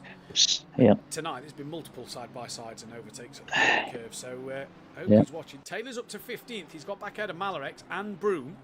He's on the back of Johnson at the moment, and this is crucial now. With Gary losing points to Wainwright, this is crucial for Audio Sport to pick up as many points with Taylor as he can. Now, Johnson just over the grass on the exit of the old hairpin. He's all right, though. He's covered it off. Now, can Andrew get that run up the inside like Gary did? No, he can't. Just a little bit too far back. Who's pitted? Greaves, Hunt, Beto and Atherton have all pitted. Greaves is coming up to the final corner while Argent's just gone through. Oh, Stoffard's missed his brakes now. Gone wide. Oh, he's off. Oh, well off. And Beto's... Yeah, Beto's a lap down, though, don't forget. So he's a lap down, of course, yeah. He's going to let him go, and that shows how far these 4 are ahead, because Lino's only just exited the hairpin there. Oh, Stoffard's off again. Oh, dear. What is happening to Stoffard? But still, them 2 mistakes, look how far off he's gone both times, and he's still that far ahead of Lino. Look in the background. Right. Yeah, it'd be interesting to see what Wainwright can do now, whether he can close that gap on Williams. Put Williams under a bit of pressure. Yeah. He's already nearly pulled a second over Gary. And that time has half a second. Pace more than Gary to get onto the back of Williams, if I'm going to be honest. I think Wainwright's so that could be interesting. Millington back here, he really needs to plan his move. You know, it's not a track for just taking that opportunity. You've really got to try and plan the move, set it up, Well, and that's then the make thing it with count. Donington, isn't it? Donington, and I think I said it in the chat to somebody last night on the Who Darren Cup. With Donington, you've kind of got to plan 2 or 3 corners in front, depending on where you are on the circuit. You're coming through coppice like Gabino is now. Williams isn't thinking about the chicane. He's got to be thinking about the hairpins. And can he get the run through the chicane on the hairpins? Because it's so difficult here. Millington's closer to Lino. 0.3 of a second. Lino's doing a good job at the moment. Let's go, Williams says Berserker in the chat. And Cardno says evening righty. And at the moment... All right, Cobby. Maino. United season. Go on. Right, 4.8 off the back of Williams now. So Williams has extended his gap. Oh, he was 5.3, wasn't he? Oh, I don't know. I believe it's 5.3. Oh, I think it's come down. Oh, there we go. Then it may have come down then. Steve's still not passed. Williams still not passed. Let's see what it is now. Yeah, we'll stick with the Steve fight for the time being because that's the closest Okay. fight on track. Still 4.8 at the moment. Williams Paul Williams having a good run out there at the moment. Poor race P8, one. top 10. Couple of incidents that cost his race. I don't think Lino's got a great run out the old hairpin there because Steve looks like he's got some momentum. Rob Smith's into the pits in the Honda. Steve's got a little bit closer. Is he going to think of going up the inside at McLean's? Has a look. Lino not on the apex. Steve gets a bit closer again, but not close enough. He needs a great run through coppice to get the move done in towards the Fogarty S's. Again, nearly on the back bumper of Lino. Lino's just struggling a little bit, and I think it's a matter of when Steve will pass him, not if, because Steve is flying at the moment. I think he's got to pull the undercut, hasn't he? If I was Steve, I'd try and pit early, maybe next lap or 2, and try and get on the undercut. If he passes him, then maybe keep going. Yes. Yes. Says, just came back after getting food. Wrighty is here. Yep, Wrighty's here. He's joined us for race 2. I made it. Obviously, no Langley. He's decided to go to his parents for Christmas. He's not decided. I think that was the plan anyway. But he's left us abandoned on my own in the commentary box. And Steve must be listening to the stream because he's into the pit lane, so he is going for that undercut. Paul Williams in as well as Rob Smith comes out the pits. It's a scary pit exit here because obviously the rules changed for the race compared to qualifying and practice. It's the drivers on track that have to be aware of drivers leaving the pits. And Donington Park brings you straight out in the braking zone on the racing line. Yeah, it's a tricky one. You've got to make sure you're aware, and hope that your spotter gives you the word of warning that someone's leaving the pit lane, because you don't see them until late. No spotter, no radar. You would not have a clue somebody was leaving the pit lane. No. A standout driver for me in the Pro-Ams in these last couple of rounds is Johnson. He Wells, Cherry Moore. Yeah, Cherry Moore. He's been doing very well. But did Johnson have a quali ban? I saw he started back of the grid. He just never qualifies, does Johnson. Just has a habit over these seasons of tending not to qualify. But I think it's not get caught up to P12. But he's like you say, a couple of podiums recently as well in the sprints, and then sort of comes through the pack in the features, doesn't it? I sometimes think, and me and Dan said this the other season, I sometimes think Johnson's got a lot of pace, and with him not qualifying, it actually makes his feature race results not look as good as what he's actually done, because he has to come through so many drivers and possibly get caught up in these incidents. Yeah. But that's without making it sound too harsh. Last season or season before, he was quite often caught up in some turn 1 drama, but he seems to have ironed that out of his racing now, and he's looking solid. But like you say, if he could do a bit of quality and put himself up there, could be one to watch for the future. Sorry, right? Has Millington taken tyres because he's fell behind Paul Williams after the pit stops? So I can't remember the gap Millington to Williams before the pits, but he's right on the rear of Paul Williams. Williams was P8, wasn't he? I think. Yeah, he was behind Gabino, and Millington was just a couple of seconds ahead of Gabino, and Williams was only a second or so off the back of Gabino. So, is that possibly tyres that Millington has taken? That's what's put him behind Williams. That'll be an interesting one to see. Could be. 19-degree track temp. Tyres shouldn't be too bad around here. but you're only going to lose 5 seconds compared to last season where you lost a lot more.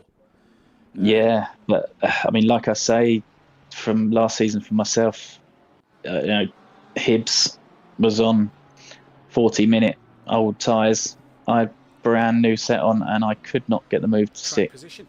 Oh, and Wolski's just gone into the back of Craig, and that's opened it up for Johnson coming through.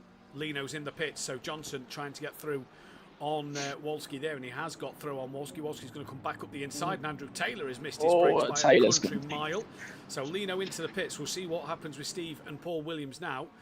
Steve cannot get past the McLaren of Paul Williams in equal machinery, but Wolski back ahead of Johnson. Johnson's going to try and get through once more. The gap now, Williams to Wainwright, 5.3 seconds, and Wainwright has dropped Gary. So at the moment, that looks to be what that is. But this fight, Wolski and Johnson, cracking little battle at the moment. I'm just going to drop down to Paul Williams and see where him and Steve are in relation to Lino. Evening to Tips in the chat. Good evening, buddy. Hope you're well. Who was messaging me last night? Might make a return. Right, Lino is on the move. So Lino's on the move. These two have left the final corner. Wait for that P to disappear. That's Lino off of his limiter. And he's off of it now. Williams is going to get him here. And I don't think Steve is. Steve's going to follow Williams through. So will Steve be through on the inside? Yes, he will. So I think Williams has not taken tyres. No, he hasn't. To jump Lino and Millington. Yeah. Definitely not taking tyres there. So we'll see how that pans out for him. Be an interesting one to keep an eye on. Oh, indeed. Johnson having a look on the outside, though, of Wolski, coming down towards the Melbourne hairpin. Brian Craig having a look up the inside of Unsworth. Little late on the brakes from Craig, pushes Unsworth wide, but Wolski and Johnson side by side. Johnson's still there. No, he's not. He's tucked back in behind Wolski now, and Taylor has a look, but Johnson has to avoid Taylor. Hits the back of Wolski. Wolski hits Unsworth. Taylor gets caught up again in a final corner instant, except this time he gets all three and decides to pit. He's done well there, Taylor, to avoid that. Just as I was saying, Johnson is ironed these out. yeah, commentator's curse comes back. It's a real thing, commentator's curse. And you've now yeah. Well done. I'll send Johnson your direction when he messages me about that incident, no doubt. Right, what is happening here? Peckman has had a disconnection, so we've lost Peckman from this. He's just put a picture of Mike sorting that one out in the Discord. So Peckman's had a disconnection. Wolski still got Johnson hassling the back of him. Steve looking underneath Williams, though, coming through the final corner. Williams has a wiggle, nearly into the front of Steve's car. Steve pulls to the inside line now, coming down towards Redgate corner. Can Steve get the move done? Lino may want to follow Steve Millington through. Steve is through. Lino's up the inside. He's now through as well, so Williams loses 2 places there. Steve got back ahead of Taylor after the pit stop as well, so that was huge for the SimPlay Racing team over Audio Sport. Has Taylor got out ahead of Greaves? No, he hasn't. That was very close to being into the side of Wainwright as well. This is a chance now for Steve to get his head down, really get settled into the rhythm, and pull himself a bit of a gap on these guys. He's got a nice bit of space in front of him. He can pick them off as well, because Gabino was fighting Lino before Lino pitted, so sort of that Gabino area, 5th place at the moment, is where Steve will want to be when Gabino and everybody in front pits as Unsworth spins Wolski around, and this is going to give Johnson a run down towards turn 1 now on the inside line, in towards Redgate corner once again. And has Johnson got enough? No, he hasn't. Backs out of it, and Unsworth stays ahead. Cherry Moore into the pits, but Wolski now around. He comes into the pits himself, so that'll be 1 car cleared for the others. And Steve Millington, 9/10 clear of Lino already as he puts a lap. No, he's overtook Privet, so that's for position. Privet, yep. So that's huge, because now that puts a car that's not pitted in between the guys behind you who have. Privet must have had a spin somewhere, because Privet was in front of Argent. So now he's coming to the pits. Yeah, with the block and Wolski. Yeah, Argent's only just up the road from Steve as well, only 5.7 up the road. In fact, I think in front of Steve is Phil Atherton, so another lapped car. So Steve's got traffic. Johnson has now got ahead of Unsworth, so Johnson's back up into P8, net P8 at the moment. Obviously pit stops will come back around. Taylor's gaining on the back of Greaves, Beto on the back of Hunt, and in comes Gary Leach and Stothard from the lead of this, or from 3rd and 4th in this race. Yeah, Gabino's also gaps down to 3.9 seconds at the front now. Is this now? It's within that 5-second window. Does Wainwright not take tyres? Huge call, isn't it? And Wainwright wasn't here for race 1, so not really had the testing round Donington. Unless he's put the testing in the week, he's not had that first race to sort of find or see what his tyres are doing in these conditions. He'd have only had late last night and today to sort it out. Williams on the back of Lino still. Privet pitted. And they've both passed. We know these. In fact, Argent's got huge damage. His bonnet's lifted. So Argent's had another drama. And all three of them, Millington, Lino and Williams, have got past. Where's Gary Leach? He's exiting the pit lane now. So Steve, I don't think will be anywhere near Leach. Stothard's jumped Leach. Because Stothard was off the limiter first, and Stothard is ahead of Gary Leach. So SimPlay Racing losing a few more points to Team Audio Sport there. I feel like that could well be the Momentum Motorsport strategy out there. No tyres again, I think.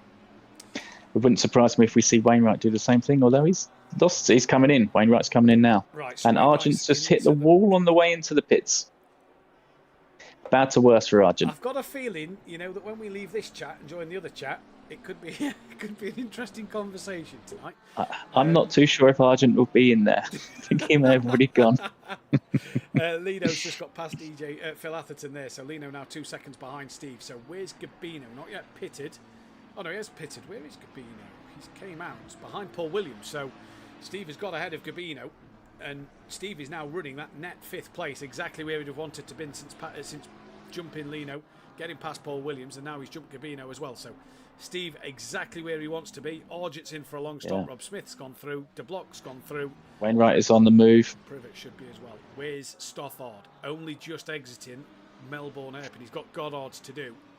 So Wainwright should have that one pretty much comfortably. Yeah. Within his reach. Off the limiter now. His car appears at the very top of your screen, and out he comes ahead of the others. Well ahead of the others as well. So I don't know how far ahead he was from Leach. Do you think this is the Momentum Motorsport strategy for tomorrow night as well, then, to not take tyres and to maybe gain? I mean, with the amount of time that I've seen those boys put into their practice, I think they would have practiced every single strategy that you could possibly think of, and come up with the quickest one. I think you could be right. I think Rizalski and Cairns have put the testing in, probably with Wainwright and Stothard. Yeah. To have down a list of strategies that you're going to do. The track is staying rubbered for about 2 months with the amount that they put down on it. It's going to be washed away tomorrow as Bettison collects Johnson coming out of the pits, and Johnson's off at turn 1, and that will give Wolski an extra position. Argent come out in all of that. He's now dead last. So DJ Phil's gained a place with his early strategy, but Argent Leach has jumped Stothard. There we go. Is that the tyres? He's got the move done. In the grip between Leach, because he's comfortably ahead of Stothard as well. Yeah, but I think Wainwright's done the same things. Wainwright's 7.5 seconds ahead of Leach, so I don't think he's taken tyres. The thing is, so it'll be interesting to see what happens. Possibly going to use its rear tyres more than the Ferrari, being rear-wheel drive car, and we know how much that Porsche likes to slide around a little bit. Gap's gone up. Wainwright to carry 8.1. Wainwright's just putting fastest lap of the race. Another one. Actually, no, he can't have, because that was his outlap, wasn't it? Yeah, I was going to say. Yeah.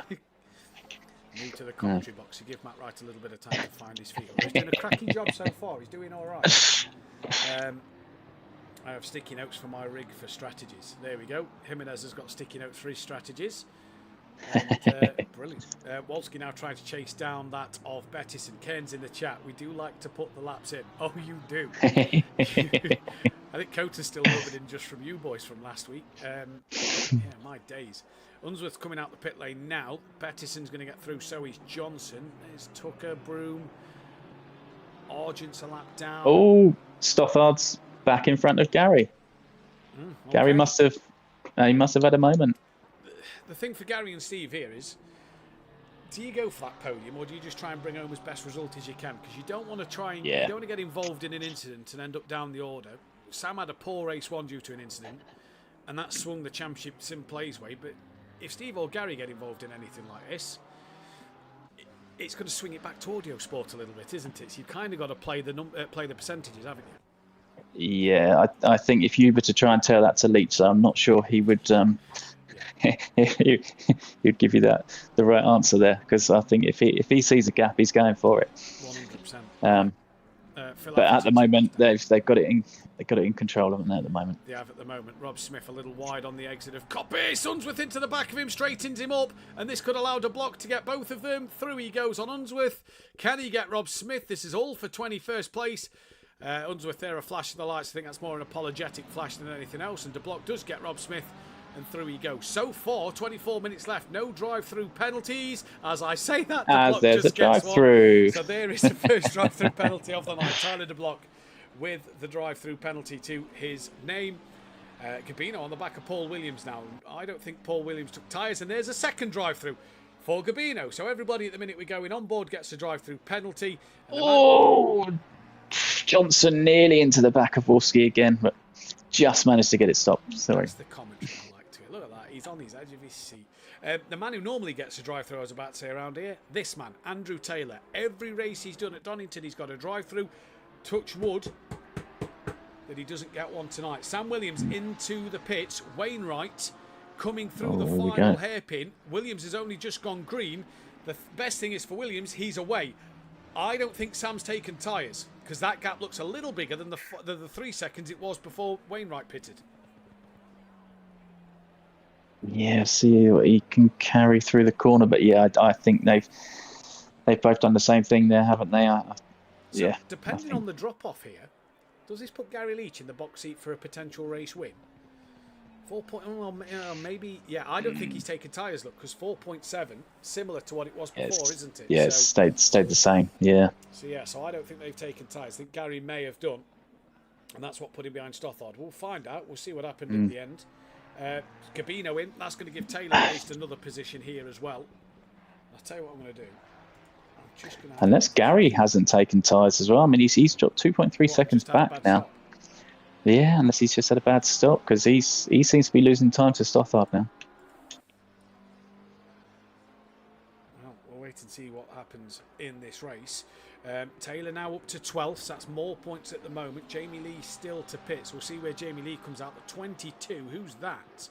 That's Argent, who's returned to the pit lane under the yellow flags. So I can only assume Kieran Argent has had another incident and has returned to the garage. We are down to 25 drivers now, and I can't see De Block, so I think De Block has retired from this race. So we got a nice little fight between Hunt, Beto, Wolski, Johnson. Yeah, got one between Cherry Moore, Craig, Greaves, and Taylor. Beto's got the run. Beto's got the run on Hunt. Can he's backing out of it. The problem is there, DJ Phil right in the way. DJ Phil, yeah. So very hard to get that done. So we've lost the block. Can Wolski get the run on Beto now?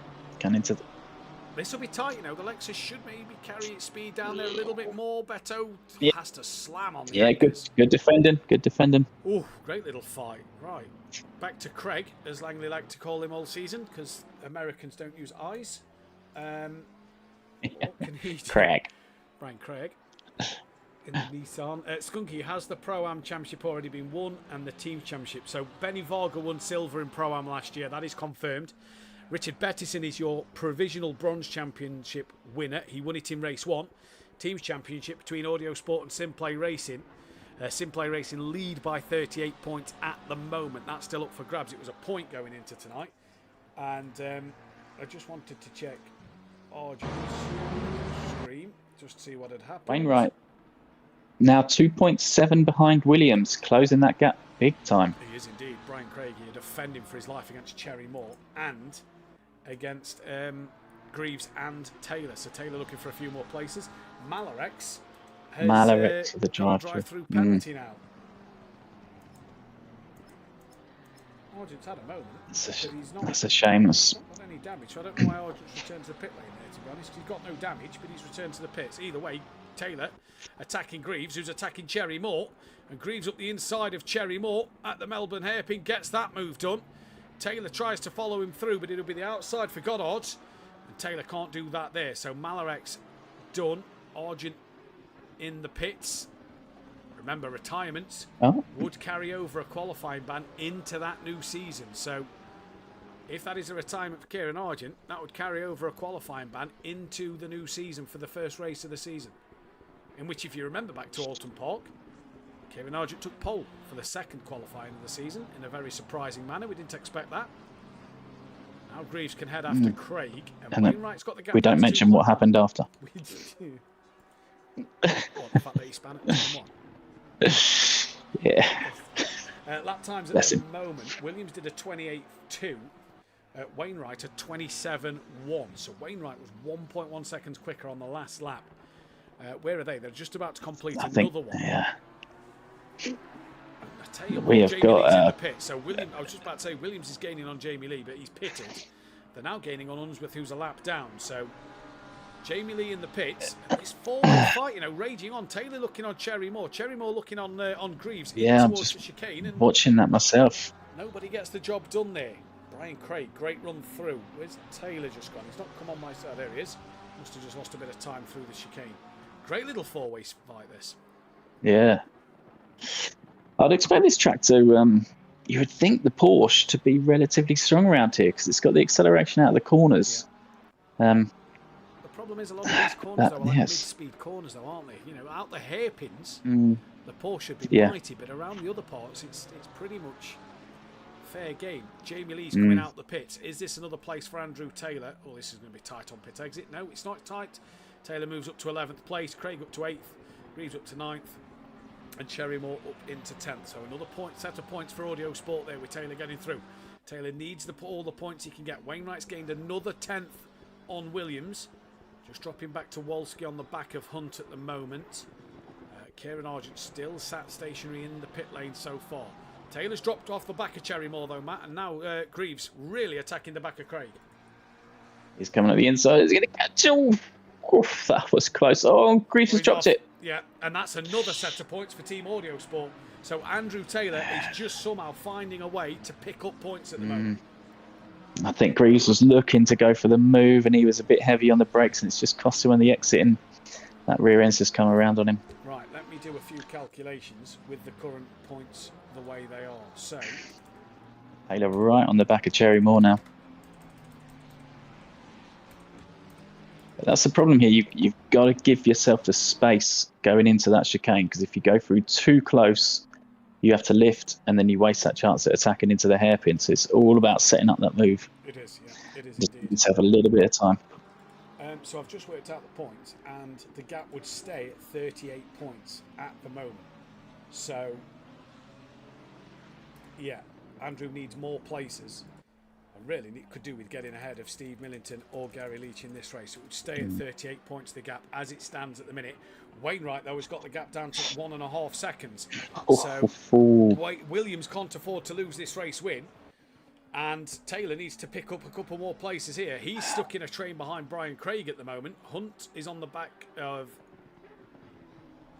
it's Greaves on the back, sorry, of Gabino. Hunt is down in 14th. He's got Wolski and Bettison for company. That is it. Argent still sat in the pit lane, and I've got a feeling that is Argent's race ran here. I think that's a retirement of the car, isn't it?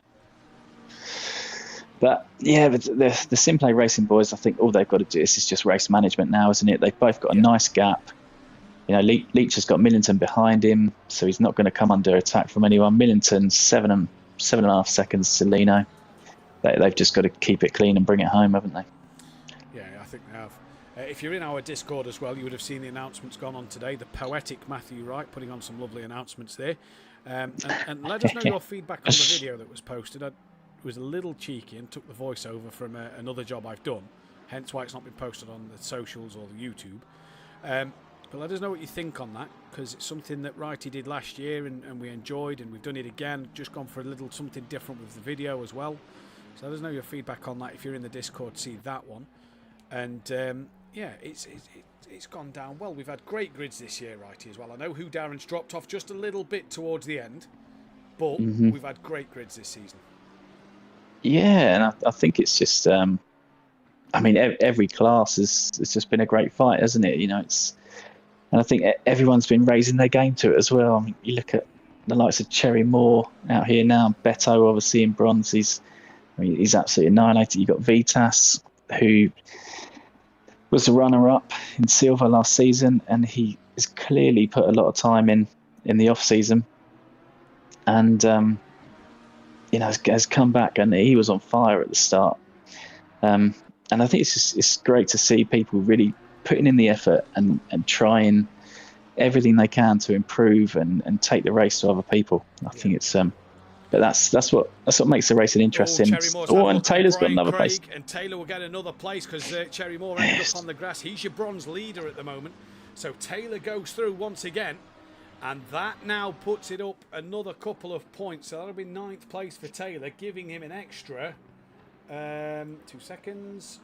That's an extra 3 points there, doesn't it? I think it is. So 9th from 10th.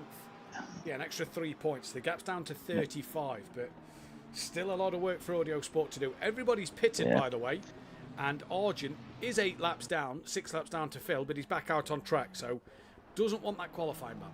Oh, Johnson having a look at the inside of Broom, and Johnson easily through. Again, Stothard maybe has put a foot wrong somewhere, because Leach is now right on the back of him. Well, it says 1.1, but it looks closer than that. It does indeed, doesn't it? It's 6/10. That's why it is 0.6. Yeah. But this is where. Is this the tyres? If Gary did take tyres over the front, possibly, is this the tyres coming back to in the advantage of Gary now? Yeah. But this is where Gary just needs to be careful. He doesn't need the place, and if he gets caught up, but then I suppose what have you got? 5, 10. What's Williams behind Lino?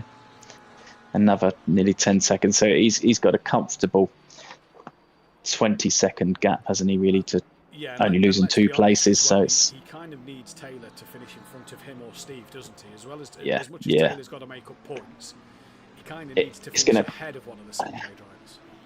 Yeah, it's going to need. Oh, and Gary got a bit loose there in turn 1. Taylor's gone up the inside of Brian Craig. Sorry, Matt. They're just side by side coming out the exit of the Melbourne hairpin. Up the hill they come now. Taylor still side by side with Brian Craig. Excuse me. And Craig manages to hang that one back on the inside line and stay in front of Andrew Taylor. It's too exciting, isn't it? You can't control yourself.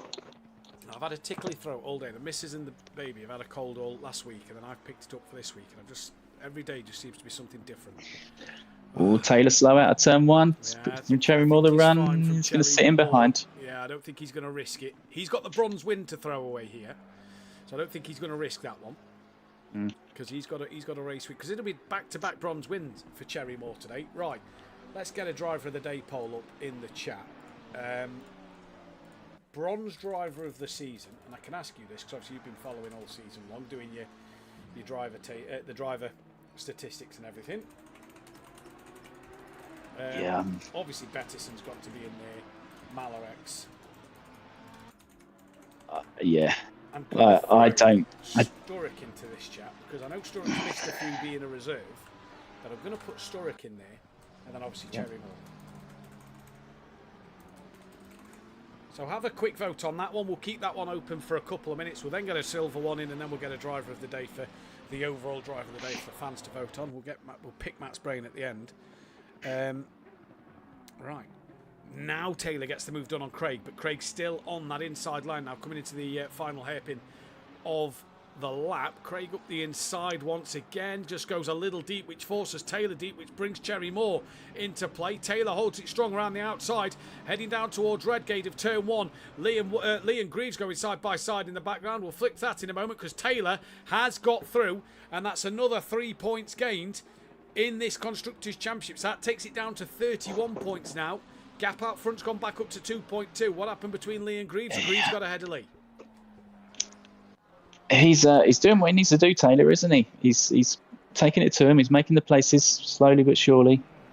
He's now got to find 7 seconds, though. His problem is, 10 minutes, he's got to find 7 seconds, because I can't see him getting, if he gets Williams, I can't see him getting Lino, because that's another 9.8 he's got to find. So, yeah, tricky time. Yeah, it's going to take mistakes. And Argent's back out on the track. Steve or Gary to have a mistake. He needs Steve or Gary to have a problem. Yeah. That's what he needs in this race. That's what Audio Sport need in this one as well. Gary within 9/10 of Stothard once again. Although that's just opened up back to 1.2. Williams has put his foot down. He's pulled out 2.4 seconds again and taken fastest lap. Oh, so an extra point again for Audio Sports. Cherry Moore comes to the inside of Brian Craig at the hairpin. Craig looks nearly into the back of Taylor was Brian Craig there. And Craig's going to lose out 2 places to Cherry Moore and possibly Gabino. Not Gabino yet. Craig's still there up the inside of Gabino at the final hairpin. And Gabino should hold this strong around the outside. Beto sending it down the inside of Hunt as well. Go back to that one because Gabino got it done and Beto couldn't do it on Hunt. Yeah, I think Beto's then giving him the place back. He got side by side. Didn't look like there's anything wrong with it, but he was very slow. The problem is that on the Lexus exit. has poor brakes, so he's probably just had to brake a bit earlier. And obviously with the Porsche having better traction out the corner, that's where Hunt's probably capitalised. So keep your eyes on that. Tucker and Johnson going at it. I nearly put Tucker on the driver of the season, but I just feel Sturrock's had a bit of a better season, but has just missed more races. So Tucker for me is also a shout. Johnson just tapped the back of him there. I mean, you look at Sturrock, Cherry Moore tonight. You look at Betson and Malarex all season. They've not only been at the front end of bronze. They've been running in the sharp end of silver. We're running in that top 10 half the time. Yeah, competing for top 10s. Yeah, it's like I said, it's been impressive from the bronze boys at times. There's I think every single race we must have had a bronze driver that's finished in the top 10. No, it's. I can't think of any. Feels like that. Yeah. We've always seen one of them up there. I think Star possibly getting the side of Taylor here. Sorry, Matt. Cherry Moore's through on Taylor, or is he? Has Taylor still got that car up the inside? They're so far spread apart at the moment. Coming into Goddard's, Taylor's back up the inside. It's Taylor late. He's deep. Does this invite Gabino's coming through. No, it doesn't. But Gabino gets past Cherry Moore, or has he? Because they're coming into Moore's coming back though. He's got the run out the corner. It's a great fight between these lot down here. Taylor, Gabino, Cherry Moore and Craig. Craig's dropped off the back. Cherry Moore back through on Gabino. And Gabino's going to get the up and under. And Gabino's back through on Cherry Moore now. He's not. They're still together actually. Coming in towards the crane of curves. And Cherry Moore He's got it. He's in front. He's done it now. Another highlight for Ramsell. And that was a full overtake at the top of the crane. It's not just side by side. I hope he's watching. Ramsell, if you are watching, do comment. Beto's past Hunt, so Beto's up into 15th now, second in bronze. Malarex is fighting with Tucker. Tucker's lost out to Johnson, so Malarex, Rob Smith and Tucker can go at it for the final 7 minutes. 1 minute left on the vote for driver of the season in bronze. 3 votes go in the way of Richard Betson. Hard to argue that, because I think he's been fantastic this season. Yeah. With honourable mentions to everybody in bronze, because I think, Rob Smith's won a couple of races. Malarex has done his job. Tucker's done well. Cherry Moore recently. Sturrock. Bestie was there at the start of the season. Yeah. I think we'll be seeing it, or we'll obviously be seeing a change of car for Rob Smith, but it'd be interesting to see what he can do, because he was right at the top of bronze last season. So in a different car, it'd be interesting to see what he's capable of. Some of these bronze drivers, going back to what you said about Bettison earlier on, I think that's testament to how much these bronze drivers have improved, because Rob Smith and Benny Archer was clear of the bronze field last season. And then now, Rob Smith has struggled to even find a race win this season in bronze. Yeah. But like I say, is it down to car? And I know everyone says you've got to find the right car for your driving style. And I'd say it'd be interesting to see what Beto does next season. If he stays in that Lexus, or if he can prove his pace in a different car. For me, he'll be going up to silver with his championship win. I would probably stay in the same car. 100% I would. But it'd be interesting. Driver of the season for silver has now gone up. Wainwright and Stothard I haven't included because they missed the start. Oh, Mathew. He's touched the grass. Gone for. Is he round? Is he off? He is. He's well off. He's into the wall. Yeah, that puts Rob Smith now on the fight for Tucker for third in bronze, with the leaders about to lap them as well. So, scary times. I've not put Stothard and Wainwright on the driver of the season because they missed the start. I've gone for Benny Vargalino, Williams and Wolski. I could have also put Gabino on there. You only get 4 options, so that's why I've gone for them. So get your votes in for driver of the season there, and then we'll do that for a couple of minutes, and we'll do then the driver of the day at the very end while we do the interviews. But Gabino on the back of Taylor now. Gary keeps getting up down towards 0.6 of a second and then losing time back up to roughly 1.2. That's Malarex still off up at Coppice. He's got some damage, I reckon, because he's off again. Yeah, he did. He hit the wall quite hard. Yeah. Oh, Greaves is now off. So Greaves was fighting Brian Craig. He's now off, and that's put Jamie Lee back on the rear of him. So it's all starting to happen at the end here at Donington Park. Wainwright stole that fastest lap back from Williams as well, which should suggest that they have taken tyres if they're putting fastest laps in at this stage of the race. I'd say so. Yeah, I'd argue with that. So maybe everyone did take tyres. So Gary must have either repaired a bit of damage or just had a poor Yeah. Missed his box maybe. Yeah, so 4 minutes left of the driver of the season for Silverpole, which is going the way of Benny Varga as Wolski looks up the inside of Jamie Lee on the exit of Coppice. Can't do anything there.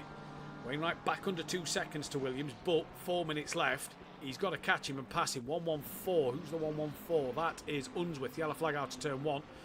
Malarex still really slow. This could put DJ Phil on the lead lap. Here comes Wolski on Jamie Lee then. Down towards the Melbourne hairpin. Wolski up the inside of Lee and gets that job done and is fully done and fully ahead at the moment. We got Rob Smith really on the back of Tucker as well. It's that final fight for the podium in the bronze class. Oh, Tucker's had a poor run. Tucker's had a poor run. Malarex, is he stationary? Oh, Wolski's gone deep. Malarex is fully off the circuit. Wolski's gone deep and hit the back of Malarex, so I think he's waiting for the traffic to go to get in the pits. So Wolski's had a drama. Argent's back in the pit lane. I don't know what's going off here, but Malarex is waiting, I think, Malarex, for a spot on circuit. He's parked up with his hazards on, isn't he? I think he's waiting to get into that pit lane, but he's letting the traffic go. Either way, we go back to Tucker and to Rob Smith. Argent's still got to get out there because that could still be a retirement 9 laps down. He won't have met the 3/4 of the race quota at this rate. So he's got to hope for a pit stop and get back out there. Gary's back within 0.8 of a second at the moment. That could be race over for Malarex now if he's got damage on that car. Yeah, I think Phil will pass him. He'll stay ahead of Argent because I don't think he's going to lose 5 laps to Kieran in 3 minutes. And can Rob Smith in that Honda on its farewell tour at Donington, because we know what Rob Smith's like. He puts all the cars in a hat and picks one out. I kind of hope it's Jaguar for some reason. I kind of do. I'd love to see the Jag on the circuit. I'd say this has been a real impressive performance. Oh no, he's hold it. Rob Smith's hold it. Sorry, Matt. An impressive performance from the front two. They pulled 20 seconds over P3. They've been on another level. They are really, yeah. Because it was pretty tough. One mistake from them before the pit stops, and Gary and Stoffard would have been through. Since the pit stops, they have just checked out. What is it for a drive-through here? Just out of curiosity, let me have a look. Because if one of them was to get a drive-through now, what would that do to this race? You only lose 19 seconds. So Williams and Wainwright both have enough time to get a drive-through and come out where there was. Yeah. So plenty of time. Penultimate lap of the season has been started. Williams 1.9 clear of Wainwright. No traffic in front of them, or in between them, should I say. Next car in front is the 107 of Wolski. Wainwright just on the grass at the exit of the old hairpin. Gary trying to close in on Stoffard at the end. Malarex is out the pits. That was a quick repair.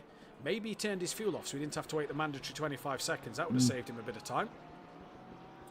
Brian Craig on the rear of Cherry Moore once again. Gets a good run out the chicane. Pulls to the inside now, coming down towards the Melbourne hairpin.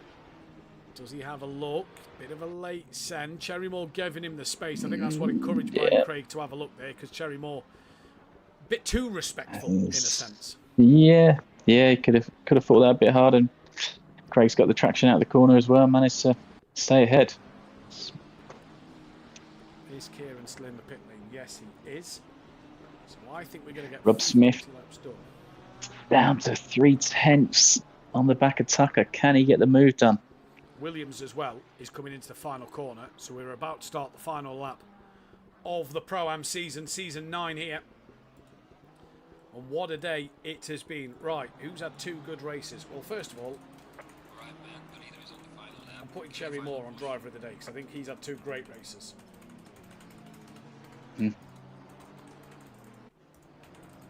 Trying to think who else had 2 good races. Who won the first one? Greaves, and he's 12th, so... Greaves won, didn't he? Yeah, Greaves could won there. Yes, Greaves. Johnson was P2, wasn't he? But he's down in 17th. So I don't think he should have won there. P3 was... That's pro. You can run a bit. P3 was De Block, but he's retired. 5th was Lino, and he's 6th, so Lino could go on that list. And then I'll just put other.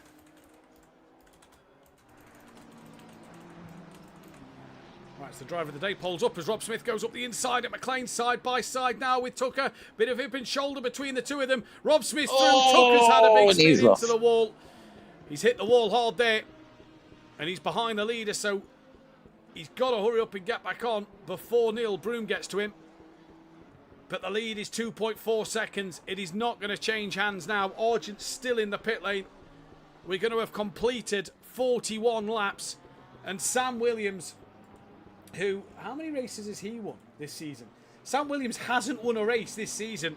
Well, it's going to be another new race winner. It's another race winner. He's going to win the final race of the season. Sam Williams comes to the line. It's a race win for him. Wright will take 2nd place in a great, great fight there. A few others down the bottom end of the grid just fighting for positions. Gary's got right onto the back of Gary Leach is going to fight to the last corner. That was close, but I don't think he's got enough to do Stothard here. It'll take one almighty mistake from Stothard, who's already been wide at the hairpins. But Stothard comes through to take that one. So Stothard will finish ahead of Gary Leach. And your Constructors champions, once again, SimPlay Racing, not in the Who Darren Cup this time, but in Pro-Am, Constructors champions with Gary Leach and Steve Millington. Remember, all results are provisional until the very, very end. But well done to the pair of them two in this Constructors Championship. It's been a great season. They fought back really well in this one. And I think, is Lino out? Lino crosses. I don't know, but we've got a great fight going on behind them. These three are battling to the finish line. Lino, I tell you what, Taylor's done really well to get onto the back of Paul Williams. He was 7 seconds behind with 10 minutes left. He's got onto the back of him. It's not going to be the position for Taylor. Williams 7th, Taylor 8th, Cabino 9th. Brian Craig is coming to the line for 10th place. Where did Taylor finish race 1? Taylor race 1 was 12th. Sam Greaves 11th, Jamie Lee 12th. Richard Bettison will take 13th place. And then we just await for Hunt to come to the line. He will be P14, and that is your end of season. I'm just going to save the highlights, and then I'll get the results fully inputted.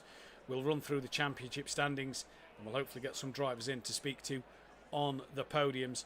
But Sam Williams becomes yet another race winner this season in what has been an incredible season for race winners. We have had so many different ones this season. That must take seven race winners and feature races. I don't know. I'll have to have a quick count in a moment. Let me just I think it must be, was it? And I'll have a quick look. Wainwright possibly 1, 2. Arga. Johnson was 16th. Phil Atherton was 23rd. Phil Atherton finished out of Malarex there. Cabino was 9th. Unsworth 21st. Kieran Argent will score points because he technically didn't leave the server but just stayed into the pit lane at the very, very end. I've now got to pull up the screenshots. Cherry Moore was your bronze winner.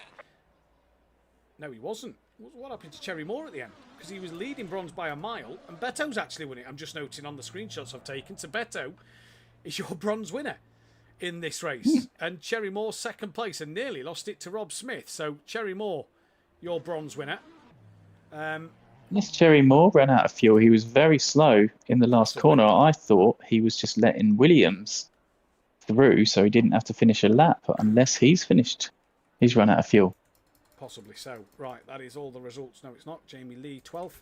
That is all the results posted in. Is anybody yet in for an interview? No, nobody is in just yet. So I will quickly run through the championship standings this afternoon for the final time in silver. Remember, all the results are provisional. The only result that is confirmed is that Benny Varga is champion from last week. 45 points though to Lino, so it's a good job he didn't miss this week. Last week, sorry, it's a good job Lino hasn't scored any more points because that would have been tight between them two. So Lino 2nd place well clear of Gabino. I don't think that one's going to change either. Gabino will take third, Williams fourth ahead of Wolski, Millington fifth, Gary Leach sixth, Stothard, Gary Leach seventh, Stothard eighth, Wainwright ninth, Taylor top 10, Hunt 11th, Johnson 12th, Dronelander 13th, Sam Greaves 14th with Unsworth in 15th, Brian Craig, Jamie Lee, De Block, Paul Williams, Peckman, Argent, Broom, Old Sim, Nuke Waste, and then Cummins in the Bronze Championship.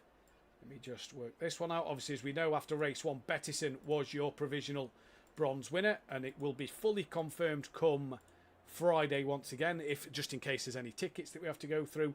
But he's won it by 189 points, so even if there's tickets in, I think that one is pretty safe.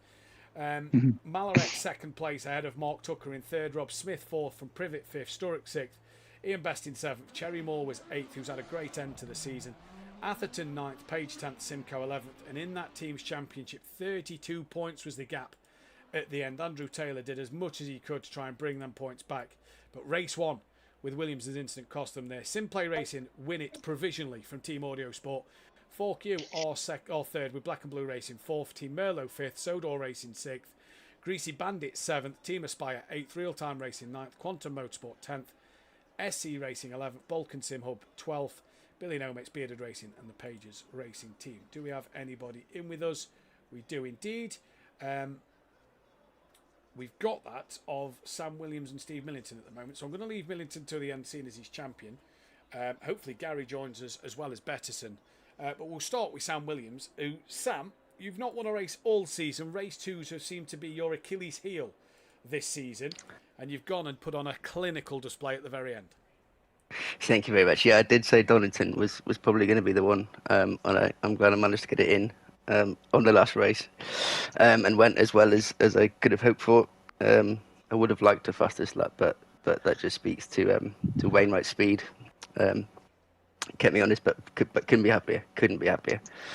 A great little great race at Donington Park. 5, 6. Sorry, excuse me, 2 seconds. Great race at Donington Park though for that season finale. Yeah, seven race winners. Matt, you was correct. 7 feature race winners this season in 10 feature races. That's fantastic. You controlled this race, didn't you? You took the pole position, the only man in the 26ers. Wainwright putting you under a little bit of pressure at the end, but you had the gap already to just maintain what you was doing. Yeah, he snuck up on me at the end there, but I managed to get my head down and just keep the gap as it was. I knew he was quick from practice, so very glad that I managed to keep the gap, get a good pit stop in, and just managed to maintain it really. So yeah, very, very happy. Now, sadly, race 1 kind of put to bed any hopes of the Constructors' Championship today. You had a bit of a drama in race 1, caught up in an incident. That kind of put to bed any chance of this Constructors' Championship. Too much work to do at the very end. But it's been a great season for you and for Andy Taylor. You've both put on a really good display and come down to the last race, 1 point going into tonight. You know, the SimPlay boys have done a great job to catch you, because you and Andrew was leading it for quite a while. Yeah, they did a great job coming back, and congratulations to them on winning that. Fair play, the best team won. Yeah, to come down to the last race with 1 point in it, I think just speaks for the competition. It's really, really good. I really wanted to win it, obviously, but yeah, it came down to luck and then putting on a good show. And yes, it's been a season-long battle. Came down to the wire, and fair play to them for winning. Now, me and you spoke a bit before we even came on air, before the server had even been reset, about next season. You was telling me you're looking at staying at the McLaren. Is that the case? Come back next year, mount a challenge again in the Pro-Am series? I think it probably will be. I've had too much success to realistically look at another car. I think building on this is probably the best way to go. So a lot of off-season practice, and let's see what I can do next season. Well, Sam, congratulations and commiserations, I suppose, as well. If you're heading back over into the other chat, tell Gary to get his arse in here, please.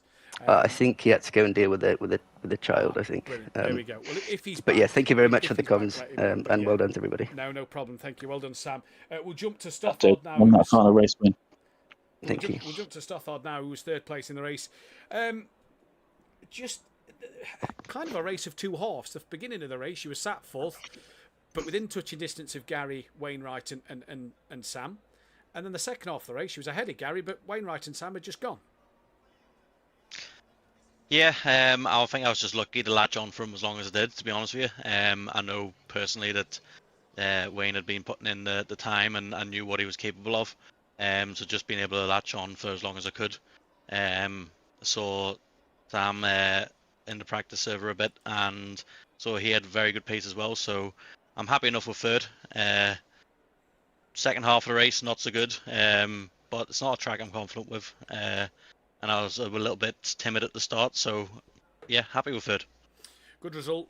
The Porsche's done you good, hasn't it? Obviously, you came in a little later into the season, missed a race or two.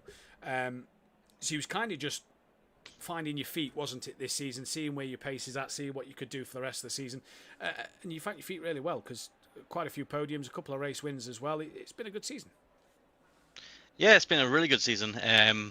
I had been nagged to join earlier. I kind of put it off, thinking I didn't really have the pace to compete and was a bit nervous coming into this. But I'm glad I did, and I'm surprised at where I've ended up. Well, we're pleased you got nagged to come in, because you've been brilliant addition to the drivers this season. Plans for next season? Obviously, I'm sure it's going to be discussed. Obviously, depending on what your pace has been, whether you're pro and pro, see where we lie there. But plans next season? Porsche going to stay? It is my favourite car. I am faster in one or two others. I've been nagged to drop the Porsche for a long time now, but it is a car that I love. So it just depends. We'll see what comes. I'm going to guess the people nagging you is either Cairns or Rosalski. Both. There we go then. Not trying to get you in the Beamer as well, are they? Beamer, yeah, or McLaren. It'd be one or the other, but the Beamer is the team car. There we go then. Well, congratulations on what has been a brilliant season for when you've been a part of it. Great to have you on the track. We'll hopefully see you next season. Thank you very much. It's been fantastic to be here. And we move over to Wainwright, second place in this one. Missed race two. So you missed race one this evening, back for race two. 1 lap qualifying for yourself. So you only had one chance to get it as high up as you could. But the race was a good race. You was putting Sam under pressure at the end. Yeah, he just had the pace tonight, so fair play to Sam. He drove a great race. I don't think I had his pace, to be honest with you. But yeah, I'm really happy with P2 after having no practice all day. And as you say, the one-shot quali, I had literally no idea where I was going to end up. So yeah, I do some nice racing as well with Stoddart and Leach. So yeah, it was an enjoyable race. Similar question, really. You come into this season a little bit late. But you've taken wins, you've taken podiums. It's been a good season for yourself, hasn't it? It has, yeah. I've been as Stoddart said, I wasn't sure whether I'll be quick enough, to be honest with you. So it's been a nice surprise all season to be fighting at the front. Plans for next season? Now, I'm going to assume that you and Stothard are going to be teaming together and it's another team being added to the grid. Plans for the Ferrari to stay, or have you also been told BMW?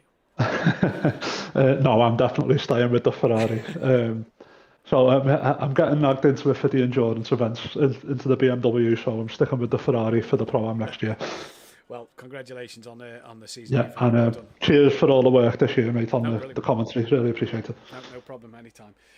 So that is Wainwright there, second place in the second race tonight. We're going to move over to Steve Millington, because Betson is your bronze champion, and he's won the race afterwards. We'll get to Betson at the end. But Steve, we'll talk to you on behalf of you and your teammate, I suppose. You've been on the back foot all season. Gary missed week one. You've been chasing Audio Sport and all the other teams down all season. You've got that championship. I believe that's your first championship as well. So massive congratulations here. But you've taken the championship at the very final race. That must be thoroughly enjoyable. Oh, it is amazing to say that we are Constructors champions, and it's sad he couldn't be here. He had to run away, but he wanted to congratulate Wainwright the first half of that race. He had some competition there, but yeah, from the start it's been having a new car, new teammate.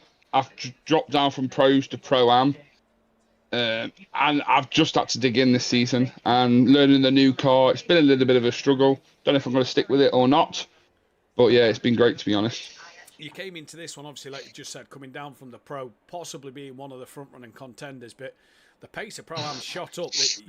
You've almost struggled for race wins and podiums this season, haven't you? You've not got this Constructors' Championship the easy way. No, definitely not. Definitely not. It's some tracks you'll find one or two they're miles ahead above the rest. But it's the good racing of this. It's the mix of everybody. It's not just one or two. You could be a fight of 5 or 6 of you, and that's what's really good about the Pro-Ams, I'll be honest. And I've really enjoyed that this year. I'm sure you can go into work tomorrow with a big smile on your face and tell Rob that you're Constructors' Champion. Obviously, he was Constructors' Champion last season in the Who Darren Cup. You now get to have a championship next to your name. Steve, congratulations, and enjoy that one.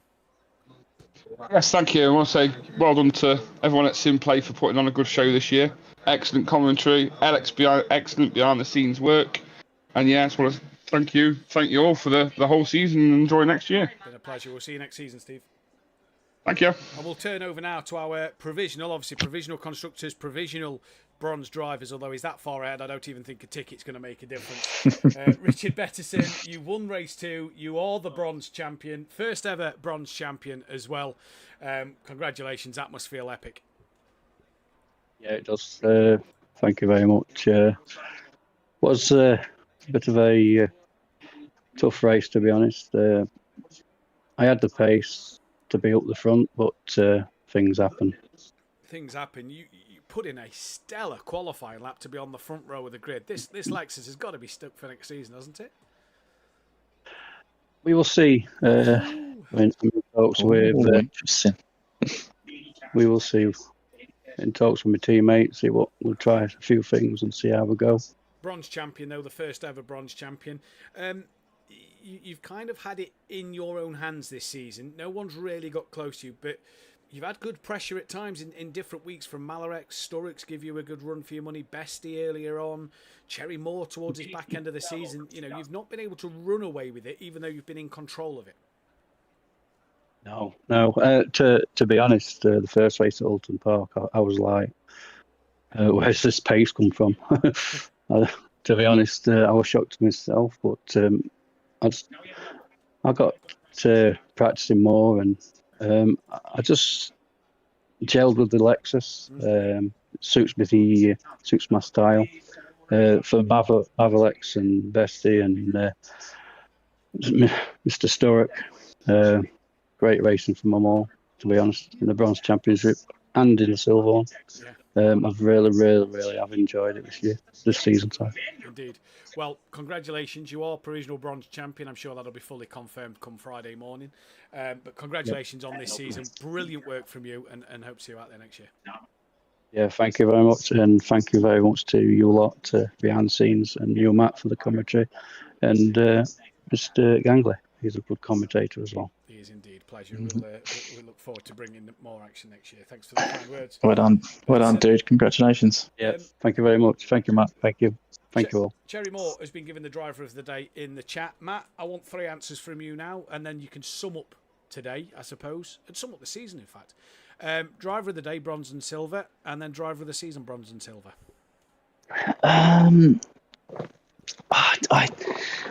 It's hard. I don't. Is there anyone that sort of turns out having 2 good races tonight? I mean, for that feature race in the silver, I think Andy Taylor drove a fantastic race.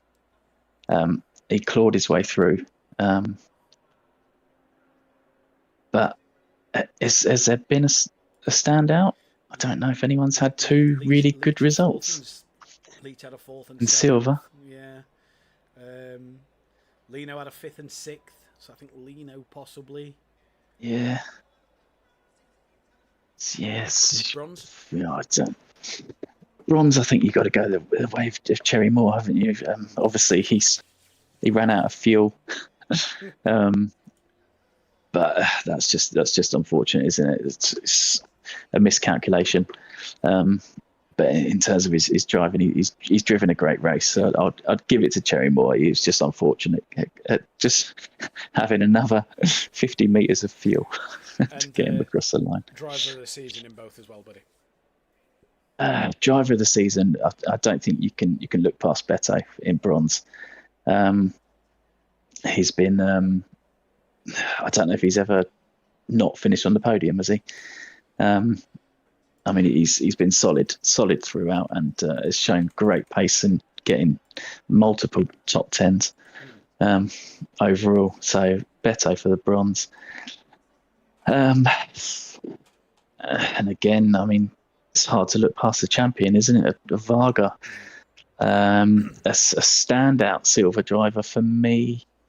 Obviously, Varga was right up there. Did he finish third last season? So it's sort of natural with the other two guys going up for him to be the one to take it. I think Gibino has had a great season, finishing P3.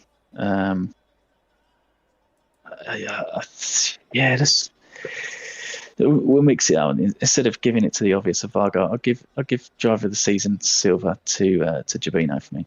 P3 overall is he's done well. He's obviously hasn't had the race win, but he's obviously been there or thereabouts to get himself up there. So yeah, I'll give it to him. There we go then. I'm going to go the way Gary Leach for driver of the day, silver. I think he's put on some great moves at McLean's, at the Craner Curves into the old airport. I think he's been brilliant, and a fourth and fifth. Best results of the night. I'm going to agree with you. Cherry Moore, great night. If he didn't run out of fuel, 2 race wins he would have had in the bronze category. So I think Cherry Moore for bronze. Bettison's been hard to overlook for driver of the season in bronze. Again, same reasons as what you said. He's been absolutely dominant, absolutely brilliant, and mixing it in the top 10 of the silver category as well. You know, the front row grid start tonight. Brilliant pace from Bettisson all season.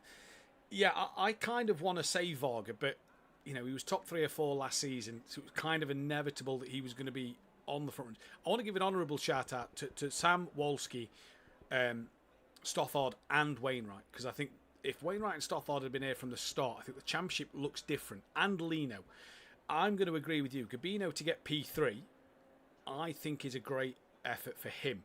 He wasn't in that top sort of 5 contention in the championship last season, so I think he's really improved. So I'm going to go the way of Gabino as well. But that is it. That is it. Pro-Am done and in the bag until 2026. The new year will come around. We'll get the calendar up as soon as we possibly can. We'll have a little chat about it on Monday night in our little admin meeting. We'll hopefully get a calendar out before the new year for you all. Matt, thank you for joining me tonight. It's been a pleasure. And it's a great way to finish a fantastic Pro-Am season. It is indeed. Donington Park in the bag. 3 more championships, though, to decide. Join myself and I believe John Goudet tomorrow night in the commentary box for the Donington Decider. Platinum, gold and the teams all up for grabs, and it is just over 50 points in gold. It is just over 50 points in platinum, and it is 39 points in the teams championship there. All 3 up for grabs, with multiple drivers and teams able to win that Constructors' Championship. But Pro-Am is in the bag. Benny Varga was champion last week, and provisionally Richard Bettison is your bronze champion, and provisionally SimPlay Racing are your teams champions for Season 9. We head to Season 10, where we'll see what will happen, what tracks we will get, and what drivers will be in what cars and what teams. But from all of us here at SimPlay Motorsport, thank you all so much for tuning in. Thank you all for watching. We'll be back tomorrow night for the same time. Pro will do their business at this Donington circuit, the home of SimPlay Motorsport. What will we get there? We've had a brilliant Who Darren and Pro-Am night. Can Pro replicate that in what looks to be a bit of a moist, damp night? Let's see what the weather will bring. But for me, Matt Wright, and the whole team, thank